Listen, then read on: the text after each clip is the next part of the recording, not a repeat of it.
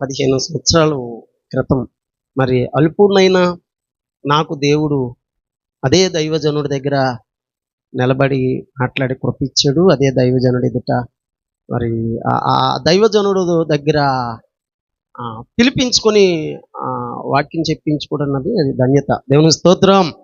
అది మహాకృప, దేవుడిచ్చిన మహాకృప. కాబట్టి ఇంకో అవకాశాన్ని దేవుడు నాకు ఇక్కడికి దయచేసాడు. ముందు ఒకసారి నేను వాక్యం చెప్పాను, విన్నారమ్మా? ఏ వాక్యం చెప్పానో గుర్తుందా?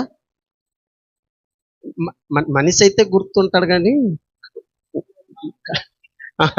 సంఘం అత్యాశక్తితో ప్రార్థించాలి అని అంశాన్ని జ్ఞాపకం చేసుకున్నాం 21 రోజు ప్రార్థనలో. మరలా యొక్క 21 రోజు ప్రార్థనలకి ఆహ్వానించినందుకు దేవుని స్తుతిస్తూ అయ్యగారికి ఫ్యామిలీకి వందనాలు తెలియజేస్తున్నాను, సంఘానికి అందరికీ వందనాలు తెలియజేస్తున్నాను. ఎందుకంటే నాకు ముందు వచ్చే వాళ్ళందరూ గనులే, బహుశా నేను ఒక్కడిని అలిపుడును. ఆమేన్. అందరూ గనులే, పెద్ద పెద్ద దైవజనులే వచ్చారు. కానీ అలాంటి దైవజనులతో పాటు దేవుడు నాకు కూడా కృపించాడు. మరి కొద్ది మాటలు మనం జ్ఞాపకం చేసుకుందాము. చేపలు పట్టే నన్ను మాటతో పిలిచావయ్యా, మనసులు పట్టే వాణిగా చేసింది నీవేనయ్యా, వాక్శక్తినిచ్చావయ్యా, వాడుకుంటున్నావయ్యా, నీతోనే ఉంటానయ్యా యేసయ్యా, నీలోనే ఉంటానయ్యా యేసయ్యా. కష్టమైనా కన్నీరైనా నిందలైనా బాధలైనా నీతోనే ఉంటానయ్యా యేసయ్యా, నీలోనే ఉంటానయ్యా యేసయ్యా. హల్లెలూయా. లేఖన గ్రంథాల్లో నుండి ఒక మాట మనము చదువుకుందాము. బైబిల్ లేఖన గ్రంథాల్లో నుండి కొద్ది మాటలు, జీవంతో కూడిన మాటలు, కొద్ది మాటలు జ్ఞాపకం చేసుకుందాం. మొదటి రాజులు గ్రంథము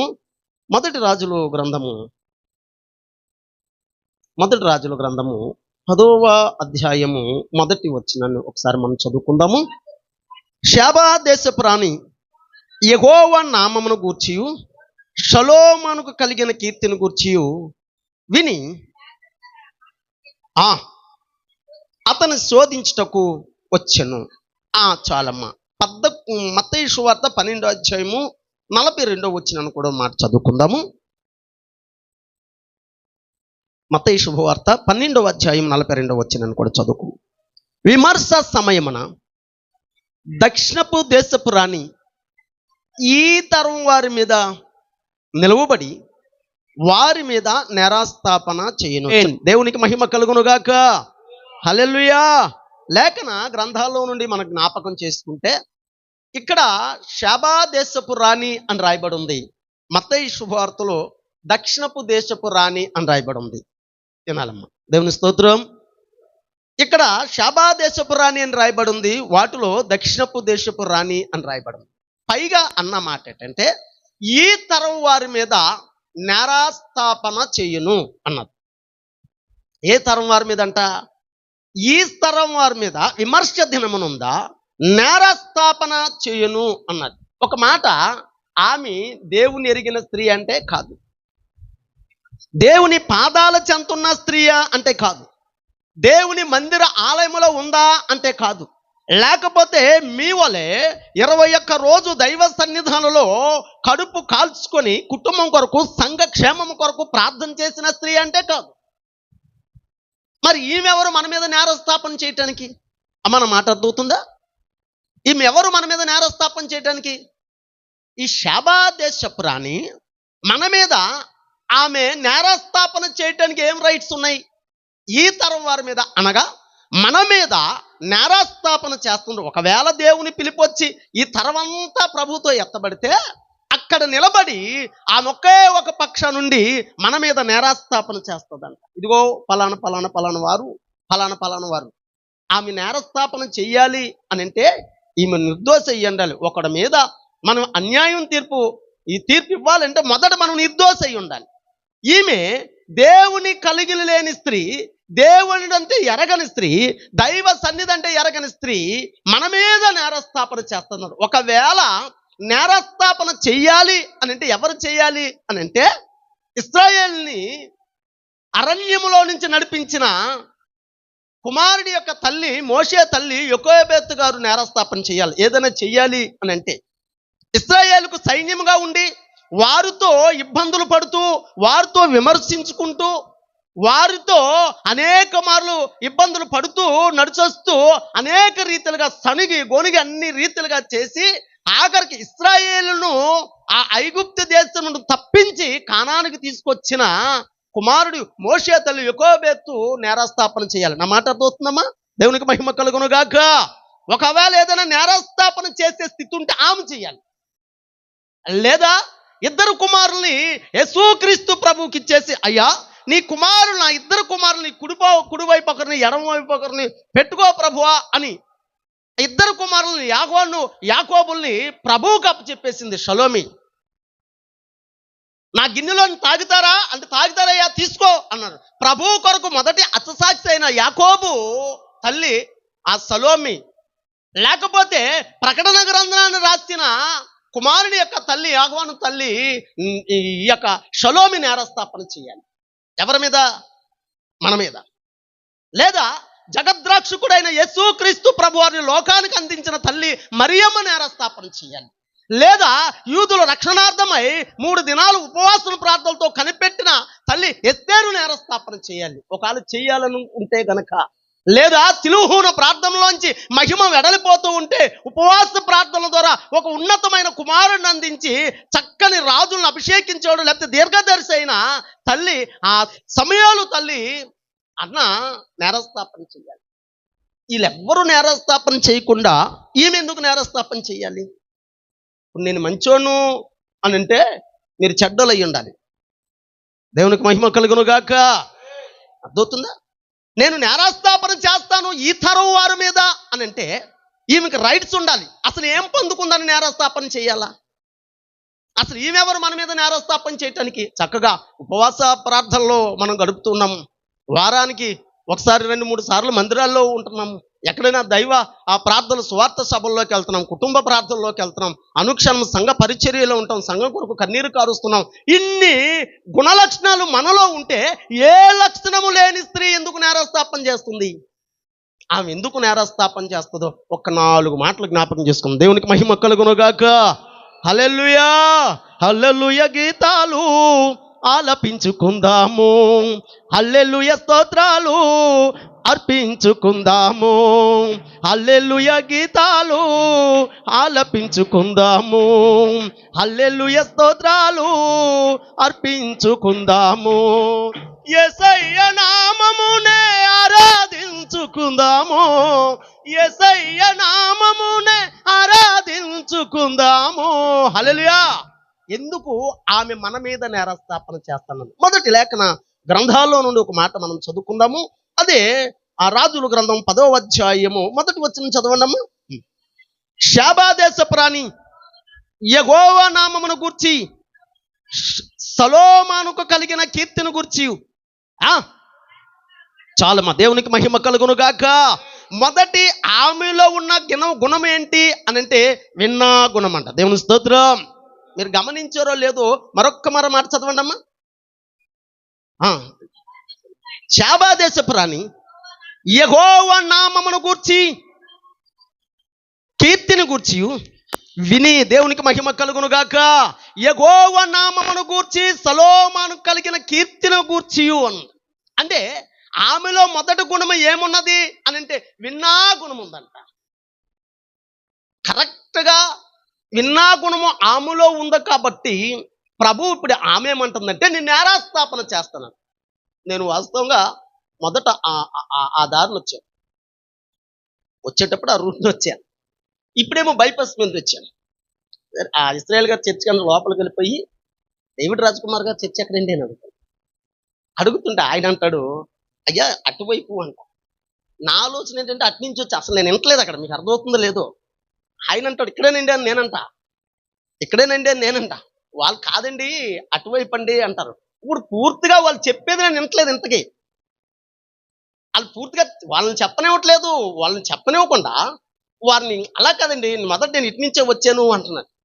అయ్యా ఎవరు ఏ డేవిడ్ రాజ్ కుమార్? అయ్యా ప్రశాంత్ గారు. ప్రశాంత్ వాళ్ళ నానండి, మనోడు ఫ్లూటేస్తాడు అన్నాను. అదే మీరు చెప్పింది కరెక్టే, ఆయనే. అలా కాదు, నువ్వు ఇటు వెళ్ళండి అన్నాడు. మరి నీకు ఎటో వచ్చానండి అన్నాను. నాకు ఆ ఆలోచన వచ్చి అటు నుంచి వచ్చాను. ఇప్పుడు ఇటు నుంచి వెళ్ళి బైపాస్ నుంచి వచ్చేసి నేను అటేను వాళ్ళని వింటున్నాను. అయ్యా పాస్టర్ గారా అన్నారు. మీరు వినండి, నేను చెప్పేది వినండి అన్నాడు ఆయన. కిటికీ నుంచి ఒక ఆయన వచ్చి వినండి అన్నాడు.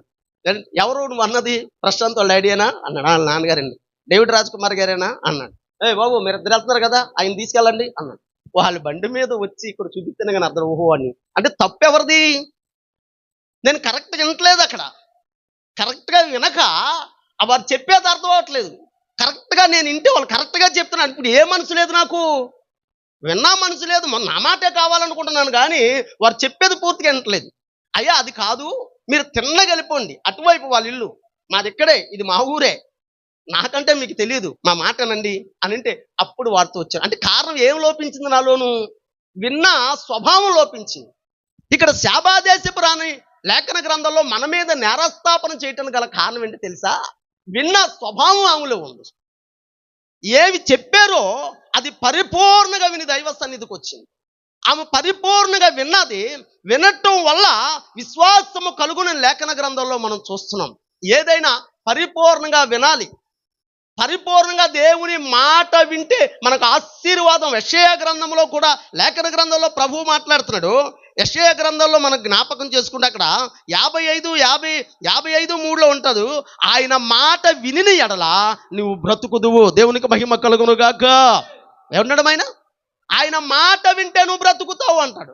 ఆయన మాట మనం వినాలంట, ప్రభువు మాట వినాలంట. ఈరోజు దైవజనులు చెప్పేది ఒకటి, మనం విన్నది ఒకటి. వినే స్వభావం మనలో లేకపోతే ఎవరు చెప్తే వింటామో? దైవజనులు చెప్పే మాట పరిపూర్ణంగా మనం వినము. దైవజనుడు చెప్పిన మాట ఏం మాట్లాడుతున్నారో దైవజనులు, ఏది మనకు బోధిస్తున్నారో వినం. ఎవరైనా నా బోటోడు వచ్చి తక్కువ టయ్యి గియ్యి వేసుకొచ్చి చక్కగా ఏదైనా చెప్తా, ఆహా అయ్యగారు చాలా బాగా చెప్పారు, స్టైల్ గుండా ఏం చెప్తాడు? దేవునికి మహిమ కలుగునుగాక చేసే అంటాను.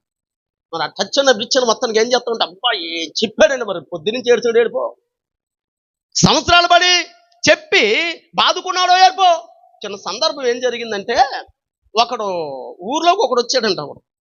వాడు వచ్చి దేవతా వస్త్రాలు అమ్ముతాం అని ఊరల్లా తిరుగుతున్నాడట. ఆ రాజు, ఊర్లో ఉన్న రాజు ఆలకించి, ఏ మంత్రివర్యులు అని అంటే, ఆ చిత్తం మహాప్రభు అని వచ్చాడంట మంత్రి.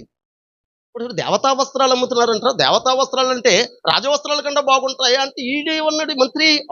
దేవతా వస్త్రాలు అంటే మీరు ఏమనుకుంటున్నారు రాజా? దేవతా వస్త్రాల అన్నవి ఆ రోజుల్లో దేవతలు వేసుకునే వస్త్రాలు, మరి వీరికి ఎలా దొరికాయో తెలియదు కానీ వీళ్ళు తీసుకొచ్చారండి అన్నాడు. సరే తీసుకొచ్చారు కానీ పోయి ఆ దేవతా వస్త్రములు మన కొరకు తిమ్ము అన్నాడు. వినండి జాగ్రత్త, దేవునికి మహిమ కలుగును గాక. ఆ దేవతా వస్త్రాలు మా కొరకు తీసుకొని రమ్ము అని అంటే, వీడు దేవతా వస్త్రాలు అమ్ముకుంటూ పోతున్నాడు. దేవతా వస్త్రాలు అమ్ముతాం అని తిరుగుకుంటూ పోతున్నాడు. రే బాబు దేవతా వస్త్రాలు అంటే, అయ్యా అంటే రండి అన్నాడు. అయ్యా రమ్మంటున్నారు, కోట అంటే కోటనే రాజు కావాలి రావయ్యా అన్నాడు. ఓ రాజుగారికి దేవతా వస్త్రాలు కావాలా అని ఆ దేవతా వస్త్రాలు పట్టుకొచ్చాడట. వాస్తవంగా దేవతా వస్త్రాలు వాళ్ళ చేతిలో లేవు. ఈడంటాడు వస్త్రాలు అంటున్నారు, మూటలు లేవు, ఏమీ లేవు. దేవతా వస్త్రాలన్నీ వచ్చిన తర్వాత ఏయిరా బాబు దేవతా వస్త్రాలు ఏయి అని అడిగాడంట. దేవునికి మహిమ కలుగును గాక. ఏయి దేవతా వస్త్రాలు ఏయి అని అడిగాడంట. దేవతా వస్త్రాలు ఏయి అంటే, రాజా మీకు కనబట్లేదా మంత్రివర్యులు అన్నాడు. నాకు కనబట్లేదు అన్నాడు. అయ్యా ఈ ముగ్గురున్నారు మోసం చేసుకుంటా, వీళ్ళు ముగ్గురు అంటారు, ఓరే బాబు దేవతా వస్త్రాలు కనబట్లేదంటారు. వీళ్ళు ముగ్గురు ఆశ్చర్యంగా చూస్తే ఈ మంత్రి దేవతా వస్త్రాలు అంటున్నాడు, వాళ్ళ దగ్గర వస్త్రాలు లేవు, వీళ్ళు ముగ్గురు మాట్లాడుకుంటున్నారు, ఇగో చాలా బాగున్నాయి, నీలి రంగులో ఉన్నాయి, ఆ వజ్రాలు వైఢూర్యాలతో మెరిసిపోతున్నాయి అంటున్నారు, అసలు ఈ దేవతా వస్త్రాలు ఏరా అని అన్నాడు. ఒరే బాబు ఆ దేవతా వస్త్రాలు అన్నది మీరు చేతుల్లో పెట్టుకుని ఒట్టి చేతుల్లో కనబడుతున్నాయి కానీ అందులో ఉన్న వస్త్రాలు కనబట్టలేదురా అని అడిగాడు. ఆడేమన్నాడంటే, మంత్రివర్యులు నా మాటనండి, అవి పాపులకు కనబడవు, ఒక్క పరిశుద్ధులుగా కనబడతాయి అన్నాడు. దేవునికి మహిమ కలుగును గాక. అవి పాపులకు కనబడవు, ఒక్క పరిశుద్ధులుగా కనబడతాయి అని అంటే, ఈ విషయం కానీ నాకు కనబడట్లేదంటే నేను పాపినని రాజు నన్ను ఆ మంత్రి వర్గంలో తీసేస్తాడు కాబట్టి, ఓరు అది కాదురా నాకు కూడా కనబడుతున్నారు బాబు, మిమ్మల్ని టెస్ట్ చేశాను అన్నాడు. మొత్తానికి ఎట్టకాలకి ఈ రాజవస్త్రాలు పట్టుకొని ఈడెళ్ళాడంట. ఎవరు? మంత్రి వెళ్ళాడంట. మంత్రి వెళ్తే ఆ మంత్రి రాజవస్త్రాలు తీసుకొని రాజు దగ్గరికి వెళ్ళి, రాజా ఇదిగోండి దేవతా వస్త్రాలు అన్నాడంట. ఆ రాజుకు కనబట్టలేదు. ఏంటిది? ఇటు దేవతా వస్త్రాలు తెచ్చానట్టు ఇది కనబట్టలేదు. ఏయిరా అంటే, రాజా ఇగో నా చేతులు ఉన్నాయి కనబట్టలేదా రాజా అంటున్నాడు. ఏంది చేతులు, ఒట్టి చేతులు ఉన్నాయి, అది కనబట్టలేదంటూ నాకు కనబడుతున్నాయంటే పక్కన వెనకాల ఉన్నారు కదా వీళ్ళు, వెనకాల వీళ్ళు ముగ్గురు ఉన్నారు కదా. రాజా అవి పాపులకు కనబడవు, అవి పరిశుద్ధులకే కనబడుతున్నాయి అన్నాడంట.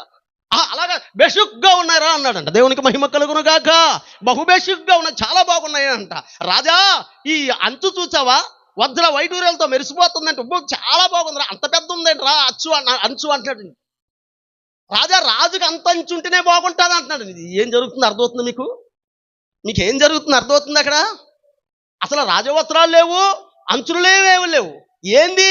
వచ్చినోడు ఎవడు మోసగించి మాట్లాడితే ఆ మోసగించిన మాటలు ఈడాలకించి ఈడు రాజు దగ్గర తీసుకెళ్ళాడు. అయితే రాజు ఏమన్నాడంటే, వాస్తవంగా నాకు కనబట్టలేదు కాబట్టి వీళ్ళు ముగ్గురికి కనబడుతున్నాయి, నాలో లోపం ఉంది కాబట్టి నాకు కనబట్టలేదు, రాజు వీళ్ళు కనబడుతున్నాయి పర్లేదు, వాళ్ళు కనబడుతున్నాయి కదా వస్త్రాలు ఉన్నాయి నీళ్ళు నమ్ముతున్నాడు.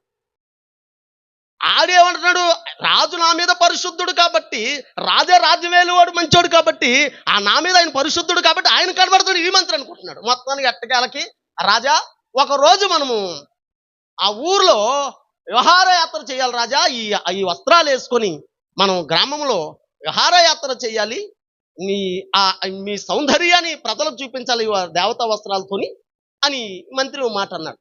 సరే ఒకసారి మనకు రాజ్యపాలన ఉంది కాబట్టి రాజ్యపాలన చేద్దాము అని ప్రజలందరినీ సమకూర్చి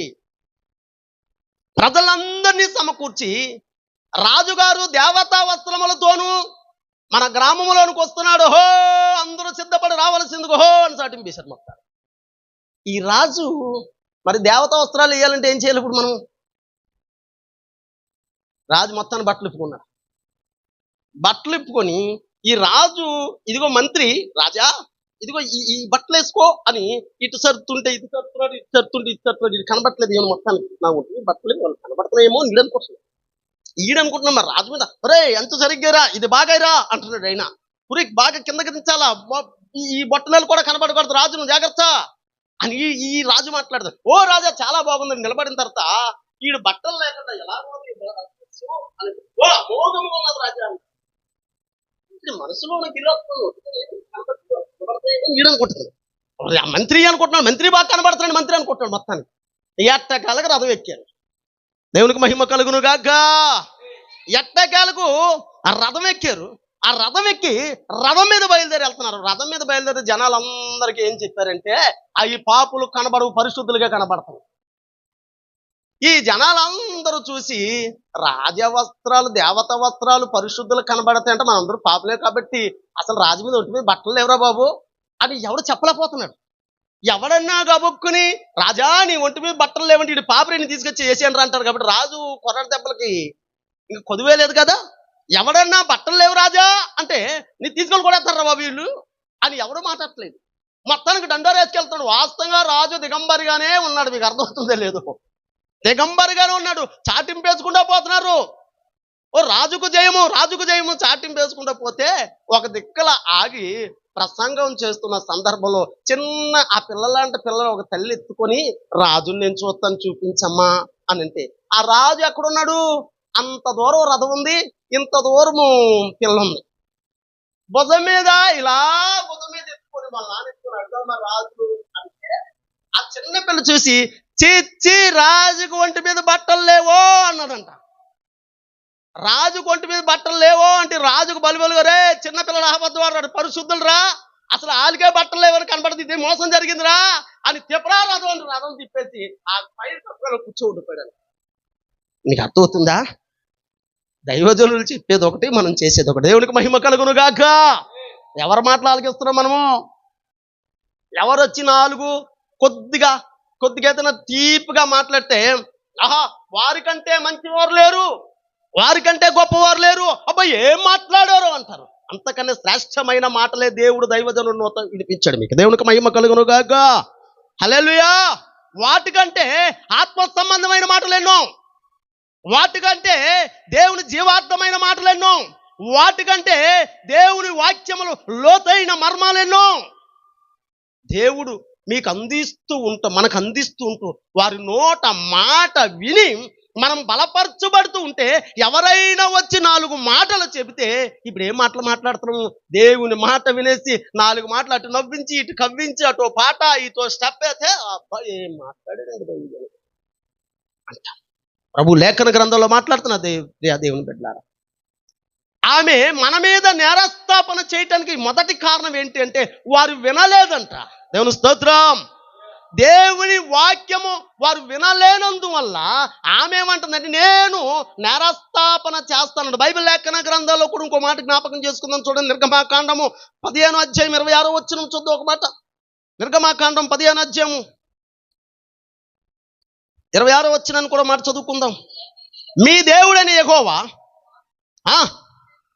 మీరు శ్రద్ధగా విని ఆయన దృష్టికి న్యాయమైనది చేసి ఆయన ఆజ్ఞలను విధేయులై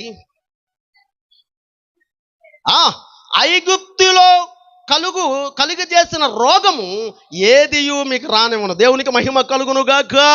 మిమ్మల్ని స్వస్థపరిచే యెహోవా అని నేనే అంటున్నాను. ఆయన మాట వింటే నీకు ఆరోగ్యము. ఆమేన్. ఆయన మాట వింటే నీకు ఆరోగ్యము, ఆయన మాట వింటే నీకు స్వస్థత, ఆయన మాట వింటే నువ్వు బ్రతుకుతావు. ఇప్పుడు అన్యురాలు మన మీద నేరస్థాపన చేయకపోవడం కారణం ఎందుకు అనుకోవడం? ఎందుకు చేస్తానంటుంది? మాట అయినట్లేదు దేవుని మాట. ఆమెకి ఎందుకు అంత రైట్స్, ఆమెకి ఎందుకు అంత అధికారం వచ్చింది?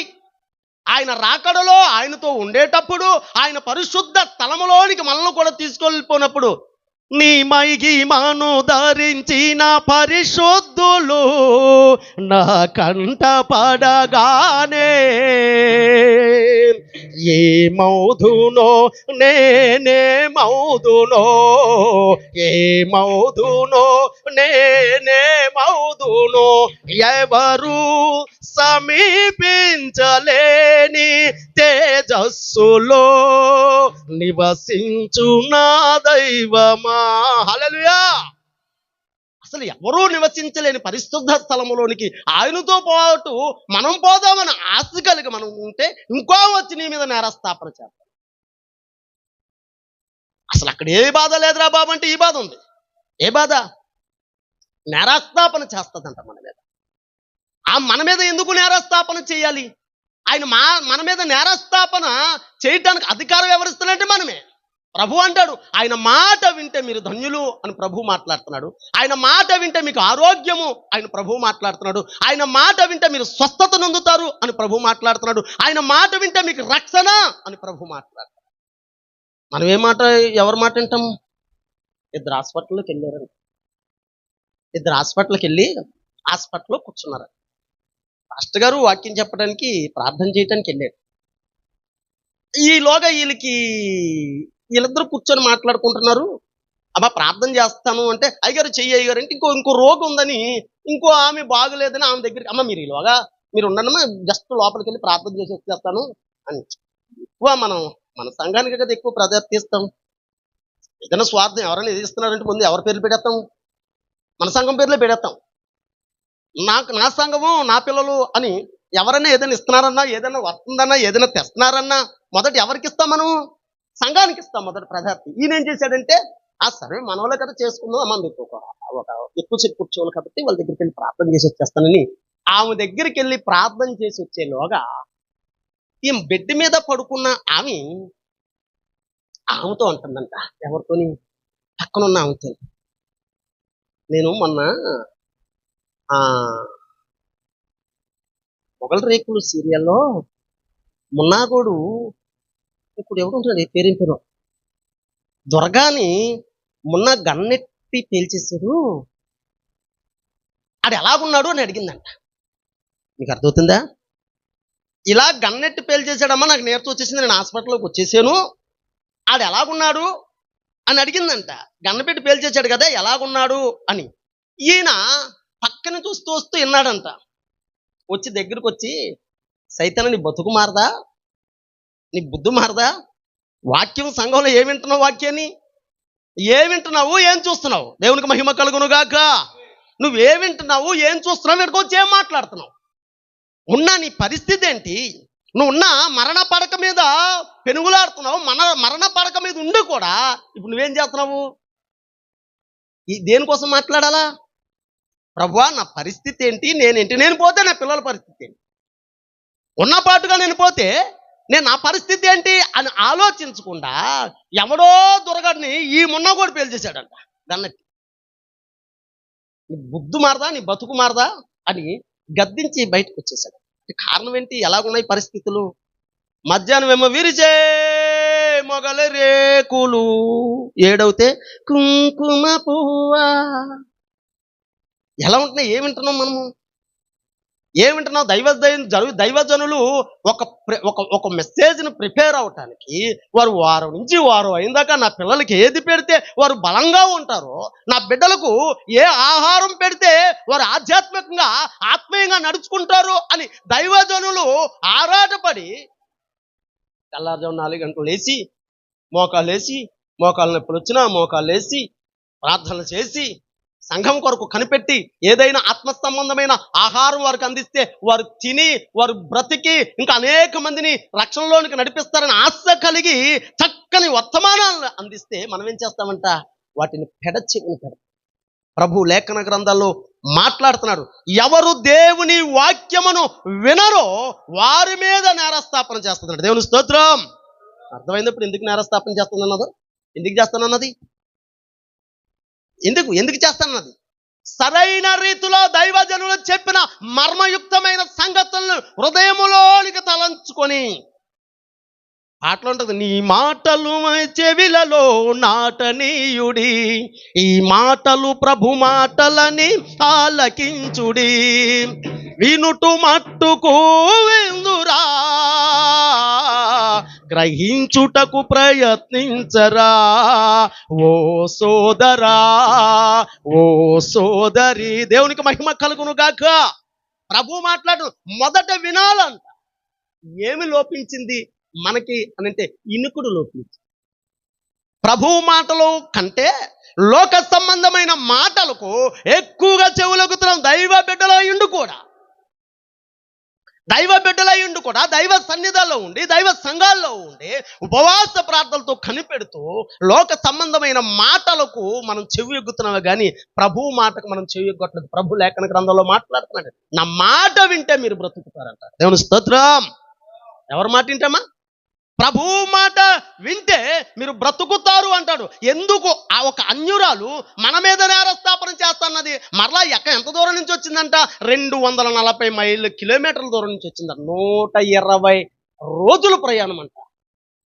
బస్సు లేవు, బండి లేవు, ఏమంటారు, విమానాలు లేవు, హెలికాప్టర్ లేవు, ఫ్లైట్లు ఏమీ లేకుండా 120 రోజులు ఒంటెల మీద ప్రయాణం చేసి అజ్ఞానమును తెలుసుకున్నకు వచ్చిందంట.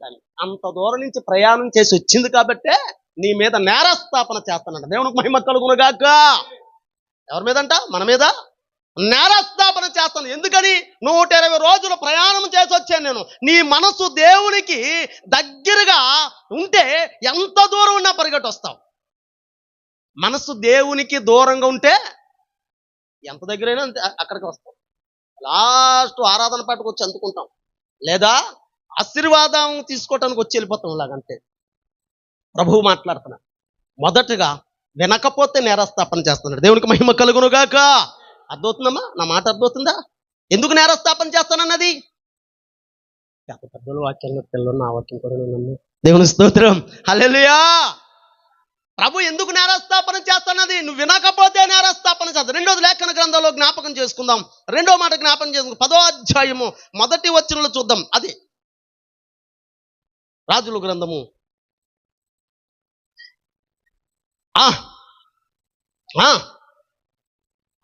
ఆమెను అతన్ని శోధించుటకై వచ్చిందట. దేవుని స్తోత్రం. వినటం కాదు, ఆమె ఎక్కడి నుంచి వచ్చింది అనంటే 200 మైళ్ళు అనగా 120 రోజులు ప్రయాణం చేసి వచ్చిందంట. ఎంత ప్రయాసపడి వచ్చిందో, ఎంత ప్రయాసంతో వచ్చిందో. ఎందుకని? జ్ఞానయుక్తమైన సంగతులు నేర్చుకోవడానికి వచ్చిందండి. 21 దినాలు ఏ పనిపాటులున్నా అన్నీ మానుకొని మీ కొరకు దైవ సన్నిధిని సిద్ధం చేసి తండ్రి కొడుకులు ఫ్యామిలీ అందరూ కాచుకొని ఉంటే మన సంఘాల్లో ఎలాగా అయ్యిందంటే పరిచర్యలు తక్కువయ్యాయి. పాస్టర్ గారు ఒక సర్వెంట్, గాడ్ సర్వెంట్ కాదు కానీ మనుషుల సర్వెంట్ అయిపోయింది, సేవకుడు. పైగా జనాలు అనుకుంటారు గాడ్ సర్వెంట్, పాస్టర్ గారు కాదు కానీ విశ్వాసులకు సర్వెంట్ అయిపోయింది. వీళ్ళకి పరిచర్య చేయడం ఎక్కువైపోయింది. మనం మైకులు వేసుకొని ఇందు మూలంగా ప్రజాయావన మందికి తెలియదేమనగా ఇంకా సమయం అయిపోతుంది కాబట్టి అమ్మా రండి, దేవుడు మిమ్మల్ని దీవిస్తాడు, రండి ఆరాధనలు జరుపుకుందాం రండి అని చెప్తేనే కానీ అబ్బో మైక్ కనబడితే కానీ వీళ్ళు రారు. మైక్ కనబడాలి ముందు ఎట్టోళ్ళకి సాటింపేయాలి. మనం ఇంకో 10 నిమిషాల్లో దేవుని వాక్యం ప్రారంభించుకుందాము, ఎక్కడ ఏం చేస్తున్నారు త్వరగా రండి అని తెలీదా? దైవ ఆరాధన సమయం అని తెలీదా? దైవ క్రమము తెలియదా? దైవ మందిరంలో ఏ సమయముకు ఏ వాక్యం ఉంటుందో తెలీదా? అంటే అర్థం ఏంటి? ఇప్పుడు రాకపోవటానికి కారణం ఏంటి? విన్నా మనసు లేదు, వచ్చే మనసు లేదు. ఆరాధనలు ప్రారంభం చేస్తున్న సందర్భాల్లో కడుపులు కట్టుకొని దైవజనులు బిడ్డలు కడుపులు కట్టుకొని సంఘ క్షేమం కొరకు, సంఘ ఆశీర్వాదాల కొరకు, సంఘం బాగుంటే మేము బాగుంటాం, సంఘం ఆత్మీయంగా ఉంటే దేవుడు నాకు ఒక ఉన్నతమైన స్థలాన్ని దేవుడు నాకు ఇస్తాడని ఆశ కలిగి ప్రార్థనలు పెడుతుంటే ఈరోజు సంఘాలు ఏదో ఒక అదేదో అంటారు నెపములేసుకుంటూ అయ్యగారు ఈ పని ఉందో నోకాము, ఆ పని ఉందో కాము, ఇంకో పని ఉందో నోకాము. ఇప్పుడు ఎవరు సర్వెంట్లు? సేవకులు ఎవరికి సర్వెంట్ అయిపోయారు? ఎవరికి పరిచారకులు అయిపోయారు? దేవునికా, సంఘ విశ్వాసులకా? వాళ్ళు రాబడి చక్కగా సాపలేసి ఉంచాలి. వాళ్ళు రాబడి మైక్ వేసుకొని రెడీ కూర్చోవాలి. ఎప్పటికి వస్తారని కూర్చోవాలి. తమ్ముడే మెల కూర్చుంటాడు, అయ్యగారే మెల కూర్చుంటాడు. వీళ్ళు ఎప్పటికి వస్తారంటే అన్ని ఆర్చుకొని తీర్చుకొని కూర్చుకొని అప్పుడు దైవ మందిరంలోనికి వస్తాం. మరి మల్లాంటోని బట్టి శాబాదేశపురాన్ని విమర్శించదా? నా మాట్లాడుతున్నాయమ్మా, దేవునికి మహిమ కలుగును గాక. నా మాట్లాడుతున్నాయా? ఇప్పుడు విమర్శించాలా లేదా? ఒక అన్యురాలు మన మీద ఎందుకు విమర్శ చేస్తానంటుంది? మన మీద ఎందుకు నేరస్థాపన చేస్తానంటుంది? ఒక అన్యురాలకి ఎవరు అవకాశం ఇస్తున్నారు? దైవ బిడ్డలుగా ఆనాడున్న ఆ భక్తి గల స్త్రీలకు దేవుడు అవకాశం ఇవ్వాలి. నేరస్థాపన చేయండి వారి మీద. మీ బిడ్డల్ని దేవుని కొరకు అర్పించారు, మీ బిడ్డల్ని దేవుని పరిచర్య కొరకు మీరు సమర్పించేశారు, మీ బిడ్డల్ని దేవుని పిలుపులోనికి ఇచ్చేశారు. మీరు నేరస్థాపన చేయండి. ఎవరికి ఇవ్వకండి అధికారం. ఎవరికి ఇచ్చారు నేరస్థాపన చేయడానికి? ఎవరికి ఇచ్చారమ్మా? ఒక అన్యురాలకు దేవుడు నేరస్థాపన చేయడానికి అధికారం ఇచ్చాడు. ఎందుకు ఇచ్చాడు అని అంటే సమయానికి దైవ సన్నిధానంలోకి రావగలక. ఆమేన్. అర్థమవుతుందమ్మా? సమయానికి దైవ సన్నిధానానికి రాక, సమయానికి దైవ మందిరంలోనికి రాక. దేవుని మందిరం అంటే చాలా ఆసక్తి నాకు. అప్పుడులో అన్యులుగా ఉండేవారు, చాలా ఆసక్తి. అన్యులుగా ఉండి భజనలో పాటలు పాడుతూ ఉండేవారు. ఈలో ఒక భజనలో పాటలు పాడేవాడిని తీసుకొని పోయి మా అమ్మ వాళ్ళు హాస్టల్లో వేస్తే దేవుడు పాటలు వింటుంటే నాకు మనస్సు పాడాలని ఆశ పాటలు వచ్చి కాదు. ఇప్పుడేదో సెల్ ఫోన్ నొక్కుంటే ఏదో పాట వచ్చేస్తుంది. అప్పుడులో టేప్ రికార్డ్ ఎవరో ఇంటికాడ ఉండేది. నా చిన్నప్పుడు ఎవరో ఇంటికాడ ఉండేది. అలాగని ఎవరింటికాడనా విందాము అని అంటే అందరూ దేవుణ్ణి అనుసరించేవారు కాదు. దేవుని అసలు ఎరగని జనమే ఎక్కువ. దేవుడు మహాకృప అంతమందిగా పెరిగారు. ఆ కాలంలో ఎవరు ఒక 20 సంవత్సరాల క్రితం మా ఊర్లో ఎవరు దేవుణ్ణి ఎరగని వారు లేరు. నన్ను తీసుకెళ్ళి హాస్టల్లో వేశారు. అప్పుడు దాకా నేను ఈ భజన పాటలు నేర్చుకుంటూ ఉన్నాను. మొత్తానికి చర్చిలో ఒక హాస్టల్లో వేస్తే వార్డెన్ గారు వీళ్ళందరూ ఉన్నారు. కొద్దిగా నన్ను స్కూల్లోనూ కొద్దిగా సినిమా పాటలు పాడి ప్రైజులు కొట్టుకునేవాడిని. ప్రైజులు ఇచ్చేవారు. ప్రైజులు ఇస్తే ఆ ప్రైజులు తీసుకున్నాను. హాస్టల్లోనూ చేర్చేసిన ఒక 3 నెలలు అయింది. వీళ్ళందరూ ప్రార్థనలు చేస్తూ ఉండేవారు. నా పక్కని చనిపోయాడు కుర్రోడు, ఇప్పుడు కాసులు. ఆ పిల్లోడు నా పక్కనే ఉండేవాడు, నాకు ఫ్రెండ్ ఆ స్కూల్లో హాస్టల్లో. నేను చిన్నపిల్లలు. వాడు స్తుతులు అన్న మాట వాడు సూదులు అనేవాడు. వాడి పక్కన కూర్చొని నేను కూడా సూదులు అంటే నా మాట పెద్దది వచ్చేస్తే వచ్చి వార్డెన్ గారు కొట్టాడు నన్ను కర్రతోని. చాలా చూసాడు, ఏట్రా సూదులు అంటున్నాను. కాదు సార్ ఆడు అన్నాడు కాసులు కూడా అన్న. కాసులు కూడా సూదులు చూసులు, సూదులు కాదురా స్థుతులు అనాలా అన్నాడు. స్థుతులు అన్నాను. ఈలోగా క్రిస్మస్ దగ్గరికి వచ్చింది. క్రిస్మస్ దగ్గరికి వస్తే మాయ్ అరుణా అన్నాడు వార్డెన్ గారు. ఆయన ఆ అమ్మాయి వచ్చింది, దేవుడిని చిన్నప్పటి నుంచి దేవుడిని నమ్ముకున్న అమ్మాయి వచ్చింది. మీరు క్రిస్మస్ లో నువ్వు పాట పాడాలమ్మాయి అన్నాడు. సరే పాడతాను అన్నదాన్ని. రేయ్ సతీష్ అన్నాడు. సార్ అన్నాడు. నువ్వు పాట పాడరా అన్నాడు. ఏ పాట సార్? దేవుడి పాట పాడాలన్నాడు. మొత్తానికి క్రిస్మస్ రానే వచ్చింది. ఈలోగా ఈ పిల్లని అడిగాను, అమ్మాయి అరుణ నాకా పాటలు రావు దేవుడి పాటలు, ఎలా పాడాలి చెప్పు అన్నాడు. ఆయమంటది, దయచేసి చూడరే అందాల తారా అని పాడింది. ఇది శుభోదయం క్రీస్తు జన్మదినం అన్నది. ఎన్ని నాకు ఎక్కట్లేదు. ఎట్టకెళ్ళకి 4 మాటలు రాసి అమ్మాయి నేను ఇది చేస్తాను అన్నది. మొత్తాన్ని దేవుడి మాటలు 4 మాటలు రాసిచ్చింది. ఇద్దరిని నిలబెట్టారు, కూర్చుని ఆ పాప పాట పాడింది. ఆ పాప ఇది శుభోదయం క్రీస్తు జన్మదినం అని పాట పాడి దయచేసి చూడరే అందాల తారని పాట పాడింది. ఇప్పుడు నాకు పాట ఇచ్చారు. ఏ పాట పాడతాం? నిలబడ్డాను. నిలబడి పాట పాడు అన్నా. అటు చూశాను ఇటు చూశాను. పాడరా అన్నాడు ఆయన. అయ్యగారులకు దిట్టంగా ఉంటాడు ఆయన. ఆయన చూసిన ఆకారం చూసిన భయం వేసేది. కొట్టేసాడు బల్లిమని. పాడరా అన్నాడు. ఇంక అటు చూసి ఇటుసి చిన్నారి యేసే జన్మించే ఈ రోజు రాజులకు మహారాజా పుట్టావా మా కోసం, మా ఆత్మను సంధించావా ఆత్మ నిండుగా సంతోష పండుగ అల్లెలుయా అల్లెలు. రే రే రే ఆపరాని వచ్చాడు. ఒరే పాట పాడంటే ఏం పాట పాడేవరా నువ్వు అన్నా. అంతకుముందే ఆ పాటే స్కూల్లో పాడాను. కన్యాకుమారే కనబడదాదారని బొబ్బుల రాజు సినిమా పాట పాడేశాను. ఆ ఎమ్మలో ఒరే ఒరే మొన్న ఏదో సినిమా పాట కదరా, నాకు రాదు ఆ పాట పాడాను. కారణం ఏంటి? నాకు పాడాలని ఆసక్తి, దేవుని మందిరాన్ని చూడాలని ఆసక్తి. పాడాలన్నప్పుడు పాట రాలేదు. ఏ పాట పాడేసాను? ఆఖరికి సినిమా పాట అందులో కలిపి మిక్స్ చేసి పాడేశాను. ఒరు అది కాదురా, అలా కాదురా అని వీళ్ళందరూ పాకలాడుతూ నవ్వేశారు. మొత్తం పిల్లలు ఒక 200 మంది పిల్లలు ఉన్నారు. పెద్ద పెద్ద వాళ్ళు అందరూ ఉన్నారు, నవ్వేశారు. నవ్వుతే నేనేం చేయను, ఖాళీ కూర్చొని వాళ్ళ అంక చూసి ఎరుచూపులు చూస్తూ ఉన్నాను. వీళ్ళందరూ నన్ను చూసి నవ్వారు కదా అని ఆ ఫంక్షన్ అలాగే ఉంది. అది ఇంకా అలా జరుగుతుంది. రూమ్లోకి వచ్చాను, బ్యాగ్ సర్దుకున్నాను. 2 గొడవన్స్ ఉంటే గొడవన్స్ మధ్యన పరిగెత్తుకుంటూ పోయాను. పరిగెత్తుకుంటూ పోతే అక్కడ పిల్లలకు ఒక పిల్లలు ఎట్టింది. పరిగెత్తడం చూసి అది నా పిల్లలు ఎత్తిపోవడానికి వీడు వస్తున్నాడని మొత్తాన్ని పెక్కట్టేసుకున్నాను. ఎంత మొక్క అట్టిపోయింది నోటుతుంది. దేవునికి మహిమ కలుగునుగాక. ఇంత మొక్క నోట అట్టిపోయింది. డాక్టర్ దగ్గర తీసుకెళ్ళి ఒక మొక్కేసి అతికి పెట్టారు. ఇక్కడ పాడాలని ఆసక్తి ఉన్నా పాడలేకపోయారు. పాడాలని ఆసక్తి, అన్ని అవకాశాలు ఉండి కూడా దైవ సన్నిధికి రావటానికి ఇప్పుడు మనం ఏం చేస్తున్నాము? నిర్లక్ష్యం చేస్తున్నాం. ఆమె 240 మనుగుల బంగారం, క్షమించాలి 240 కిలోమీటర్ల మైళ్ళ దూరం నుంచి దైవ సన్నిధికి వచ్చింది. ఒక రాణి అయ్యుండి ఒంటిల మీద ప్రయాణం అంటే ఒంటులు ఎక్కడ ప్రయాణం చేస్తాయి అమ్మా? ఎక్కడ? ఎడారిలో ప్రయాణం చేస్తాయి. ఈ ప్రత్యేకంగా ఏసీ రూమ్ ఏమైనా ఉంటుందా ఎడారిలో? దేవుని వాక్యము విని దైవ మందిరానికి సలోమాను జ్ఞానమును గూర్చి తెలుసుకోవడానికి అంత దూరం నుంచి ప్రయాణం అయ్యేస్తుంటే ఇప్పుడు మనం ఎక్కడి నుంచి ఎక్కడికి వస్తున్నాం? మరి ఆమె నేరస్థాపన చేయాలంటే చేయదా? నేరస్థాపన చేయాలంటే చేయదా? మరి ఎందుకు నేరస్థాపన మన మీద చేసింది? ప్రభు అంటాడు, భారం వస్తున్న సమస్త జనులారా నా యొద్దకు రండి, నేను మీకు విశ్రాంతిని కలిగజేస్తాను అని ఆయన ప్రత్యేకంగా మనతో నీ పేరు పెట్టి పిలిచి మాట్లాడినప్పటికీ మనము ఆయన మాట పెడచెప్పున పెడుతున్నాం. యాకోబు పత్రికలో ప్రభు మాట్లాడతాడు, దేవుని యొద్దకు రండి అప్పుడు ఆయన మీ యొద్దకు వచ్చినంటాడు. దేవుని స్తోత్రం. ప్రభు యొద్దకు రండి, ఆయన మీ యొద్దకు వచ్చినని ప్రభు మాట్లాడుతుంటే ఇప్పుడు మనం దేవుని సన్నిధికి రాకపోతే ఇప్పుడు ఆయన ఏమంటాడు? నేరస్థాపన చెయ్యాలా వద్దా? నేరస్థాపన చెయ్యాలా వద్దా?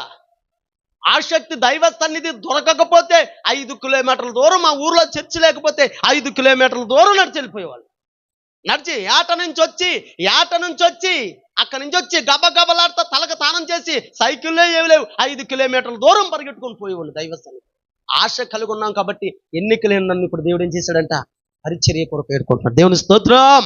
తన పరిచర్య కొరకు వాడుకుంటున్నాడు. ప్రభు మాట్లాడుతున్నాడు, ఆయన యందు ఆయన మందిరానికి రావాలని ఆశ కలుగుంటే దేవుడు దీవిస్తాడు కంపల్సరీ. నేరస్థాపన ఎందుకు చేస్తున్నదేమి? నువ్వు సరిగ్గా రాకపోవడం, ఆమె వచ్చింది కాబట్టి ఇదిగో నేను సమయానికి దైవ సన్నిధికి వచ్చాను. సన్నిధికి వచ్చాను. దైవం 4 అడుగులు కాదు, 3 అడుగులు కాదు, 120 రోజులు ప్రయాణం. లేకపోతే ఒక 1/2 కిలోమీటరా, 1/4 కిలోమీటరా, లేకపోతే 1 మీటరా, 8 కిలోమీటర్లు, అంత దూరం నుంచి దైవ సన్నిధికి ఆమె వస్తే, ఇప్పుడు దైవ సన్నిధికి రావటానికి మనం ఏం చేస్తున్నాము? నిర్లక్ష్యం చేస్తున్నాం. దేవునికి మహిమ కలుగునుగాక. నిర్లక్ష్యం చేస్తున్నాం కాబట్టి ప్రభు అంటాడు నీ మీద నేరస్థాపన చేస్తుందంట. అర్థమైందా? రెండో మాట. మొదటి మాట దేనికి నేరస్థాపన చేద్దన్నది మన మీద? వినకపోతే నేరస్థాపన. రెండో మాట ప్రభు మాట్లాడుతున్నాడు, ఆయన సన్నిధికి సమయానికి రాకపోతే. అందుకే నేను అన్నాను, మనస్సు దేవునికి దగ్గరగా ఉంటే ఎంత దూరమైనా పరిగెడొస్తాం. దేవునికి మనస్సు దూరంగా, దైవ సన్నిధికి మనస్సు దూరంగా ఉంటే ఎంత దగ్గరగా ఉన్నా దైవ సన్నిధికి రాము, దైవ మందిరానికి రాము. ప్రభు మాట్లాడుతున్నాడు, ఎవరు వస్తారో వారు దీవించబడతారంట, ఎవరు సమయానికి రారో వారి మీద నేరస్థాపన చేయించుతుంది. ఇప్పుడు 21 రోజు ఉపవాసం నేరస్థాపన చేసుకుంటూ బాగుంటుందా? 21 రోజు ఉపవాసాలు ప్రార్థన అండి. ప్రతి ఆదివారం దేవుని మందిరంలో అటెండ్ అవుతూ ప్రతి ఉపవాస ప్రార్థనలకే మనం ఉంటూ, పైగా మన మీద నేరస్థాపన చేయాలంటే మనం ఏం మాట్లాడాలి? ఇప్పుడు నిలబడి అడగలమా మనము? దేవునికి మహిమ కలుగునుగాక. హల్లెలూయా. నిలబడి అడగలమా మనము?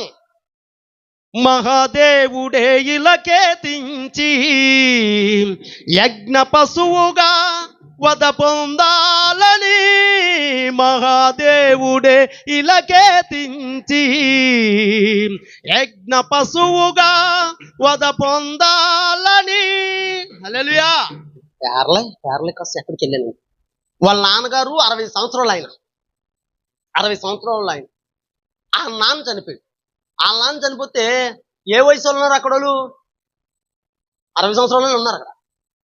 ముసలాయన పరిచర్యలు అందరూ ముసలాళ్ళు ఉన్నారు, పిల్లలందరూ లేరు. వాళ్ళ అబ్బాయికి పరిచర్య ఇచ్చారు.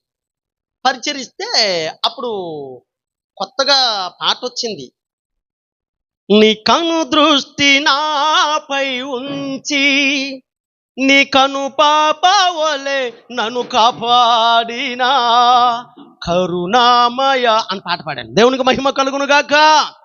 చలనం లేదు ఎవరి చేతుల్లోనూ. అసలు మాట్లాడుతుంది, అసలు ఎవరు ఎత్తట్లేదు. అలా చూసి పాడాను, ఈ పాట వినట్లేదు. అసలు ఏం పాట పాడితే వింటారు? నేను ఏ ఏజ్లో పాట పాడుతున్నాను?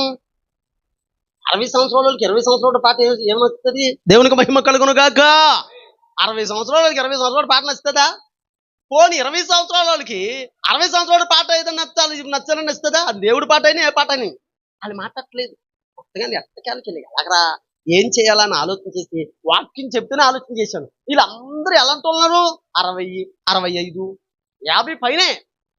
కింద ఎవరు లేరు. ఇంకా ఏదో కొన్ని 4-3 పిల్లలు, యవనస్తుల పిల్లలు కూర్చో ఉన్నారు అంతే. వాళ్ళ ముగ్గురు నేను పాడుకోవాలి, చప్పట్లు కొడతారు, వీళ్ళేం మాట్లాడట్లేదు. ఊరు బాబు వీళ్ళకి ఇలా కాదురా అని కూర్చొని పాడతా వాక్యం చెప్తా యెహోవా నా బలమా యథార్థమైనది నీ మార్గం పరిపూర్ణ. ఈ ముసలోళ్ళు పళ్ళు బయటకొచ్చి ఇలా కొట్టేస్తున్నారు. నీకు అర్థమైందా? వాళ్ళు ఆ పాట పాడగానే పళ్ళు బయటకొచ్చి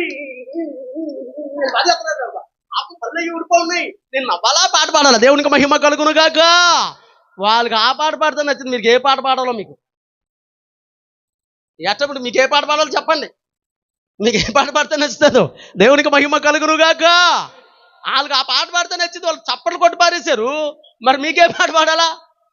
ప్రభు లేఖన గ్రంథంలో మాట్లాడుతున్నాడు, మహాదేవుడే ఇలకేతించి యజ్ఞ పశువుగా వద పొందాలని, కాళ్ళలోన చేతులలో 3 మేకులుండాలి, శిరము పైన 7 ముళ్ళు గాయాలు పొందాలి, ఆర్య ఋషులు పలికిన వేద సత్యం యేసులోనే నెరవేరెనుగా. హల్లెలూయా. ప్రభువు ఎవరి మీద ఆ స్త్రీ నేరస్థాపన చేస్తుందంటే, ఎవరు దైవ సన్నిధికి సమయాన్ని కేటాయించుకో రారో వారి మీద ఇప్పుడేం పర్లేదు అయ్యగారు, ఏమనంటే కోపడి పోతావు అంతే. కానీ ఇక్కడ ఉండదు, అక్కడ ఉంటుంది పని. నీకు దేవుని స్తోత్రం. అక్కడ ఉంటుంది పని. అక్కడ మామూలు పని ఉండదు. అక్కడ సుమతి, కలమతి, మందమతి అని కథ ఒక కథ ఉంటుంది. సుమతి, కలమతి, మందమతి ఈ 3 చేపలు ఉండి వేటగాడు ఈ సుమతి, కలమతి చిన్నప్పుడు చదువుకున్నాం. చెరువు ఎండిపోతే నేను 3వ క్లాస్ దాకా చదివాను. దేవునికి మహిమ కలుగును గాక. మామూలుగా ఉండదు మనతోని. 3వ క్లాస్ మామూలు చదవలేదు, 3వ తరగతి చదివాను. అక్కడ ఉంటుందా పాత బుక్ ఉంటే చూడండి. ఈ 3వ తరగతిలో బుక్ చూస్తే 2 చేపలు వచ్చి ఏమంటాయంటే, సుమతి, కలమతి వచ్చి మందమతితో చెప్పాయి, చూసే మనము చెరువు ఆరిపోతుంది, ఎండాకాలం వచ్చింది కదా, చెరువు ఆరిపోతుంది, నా మాట విని నాతో వచ్చేయండి. మనం ముగ్గురం కలిసి ఎట్టగల దాటుకుంటా ఆ నదిలో పడిపోతే మనకు బాధ ఉండదు అని ఈ చేప చెప్తే, ఈ మందమతి అసలే మందమతి కదా, మందం అంటారు. దేవునికి మహిమ కలుగును గాక. ఈ మందమతి ఏముందంట, ఏటగాడు వస్తాడా, వల్ల ఎత్తాడా, చచ్చిపోతామా, పోయా అన్నదండి. సరే ఎట్టగల పోయాని, ఏ సుమతి ఏం చేద్దాం అంటే, నేనేం చేస్తాను దాంతో ఓడిపోతాను. ఎవరు, సుమతి, కలమతి. సుమతి ఆలోచన చేసి, వీళ్ళతో పెట్టుకుంటే ఇలా కాదురా బాబు, ముందు రక్షణనే ఒక గొయ్యి ఉంది, అందులోకి పోతే రక్షించబడతాము, పోదాము అని మెల్లగా దాటుకుంటూ రోడ్డు అవతల పెద్ద సరస్సు ఉందంట. కష్టముతో దాటుకుంటూ సరస్సులోకి వెళ్ళిపోయింది, కలిసిపోయింది. తర్వాత సుమతి, కలమతి, మందమతి ఉన్నాయి కదా. మందమతి ఉంటే మొత్తానికి ఏటగాడు వచ్చాడంట, నీరు దగ్గరగా అయిపోయింది. వాడు చూశాడు, నీరేమి లేదురా, 1-2 చేపలు ఉంటాయి పడిపోతాయని వాడు మొత్తానికి ఇసురాలు వేసి ఇసిరితే మొత్తానికి ఎట్టగలగా 1 పడ్డది, 2 పడ్డాయి. 2 పడి ఒకటి జారి మళ్ళీ అందులో పడిపోయింది. ఒకటి పడుతుంది, పేక పట్టుకు గట్టిగా ఆడుతూ ఉంటే అది పేక పట్టుకుంటే అది నీటిలోంచి రాగలని ఆడుతుంది కదా. మీరు చేపలు పట్టి అలవాట్లేదు కాబట్టి, చేపలు పట్టే నన్ను నాకు అలవాటు ఉంది. ఇది గలగలగలగలాడుతూ కాలుతుంటే సరిగ్గా తీసి బొంట్లో సరిగ్గా ఒకటేసి కొట్టాడు నేల. మొత్తానికి ఎగిరి పడ్డది. దాన్ని తీసుకొని వెళ్ళాడు. మాయ్ అన్నాడు. అయ్యా అన్నది. చేప తెచ్చాను చూడు అన్నాడు. ఆ చెయ్యి అంతే. అప్పుడు గుడుగుడు ప్రాణం ఉందండి ఉంది. ఆ చేపను తెచ్చి మొదట పొలుసుకొచ్చిందంట. పొలుసుకొస్తే ఒళ్ళు నొప్పి వచ్చి అమ్మో బాబు అంటే ఎవడంటాడు? అమ్మో బాబు అంటే ఎవడంటాడు?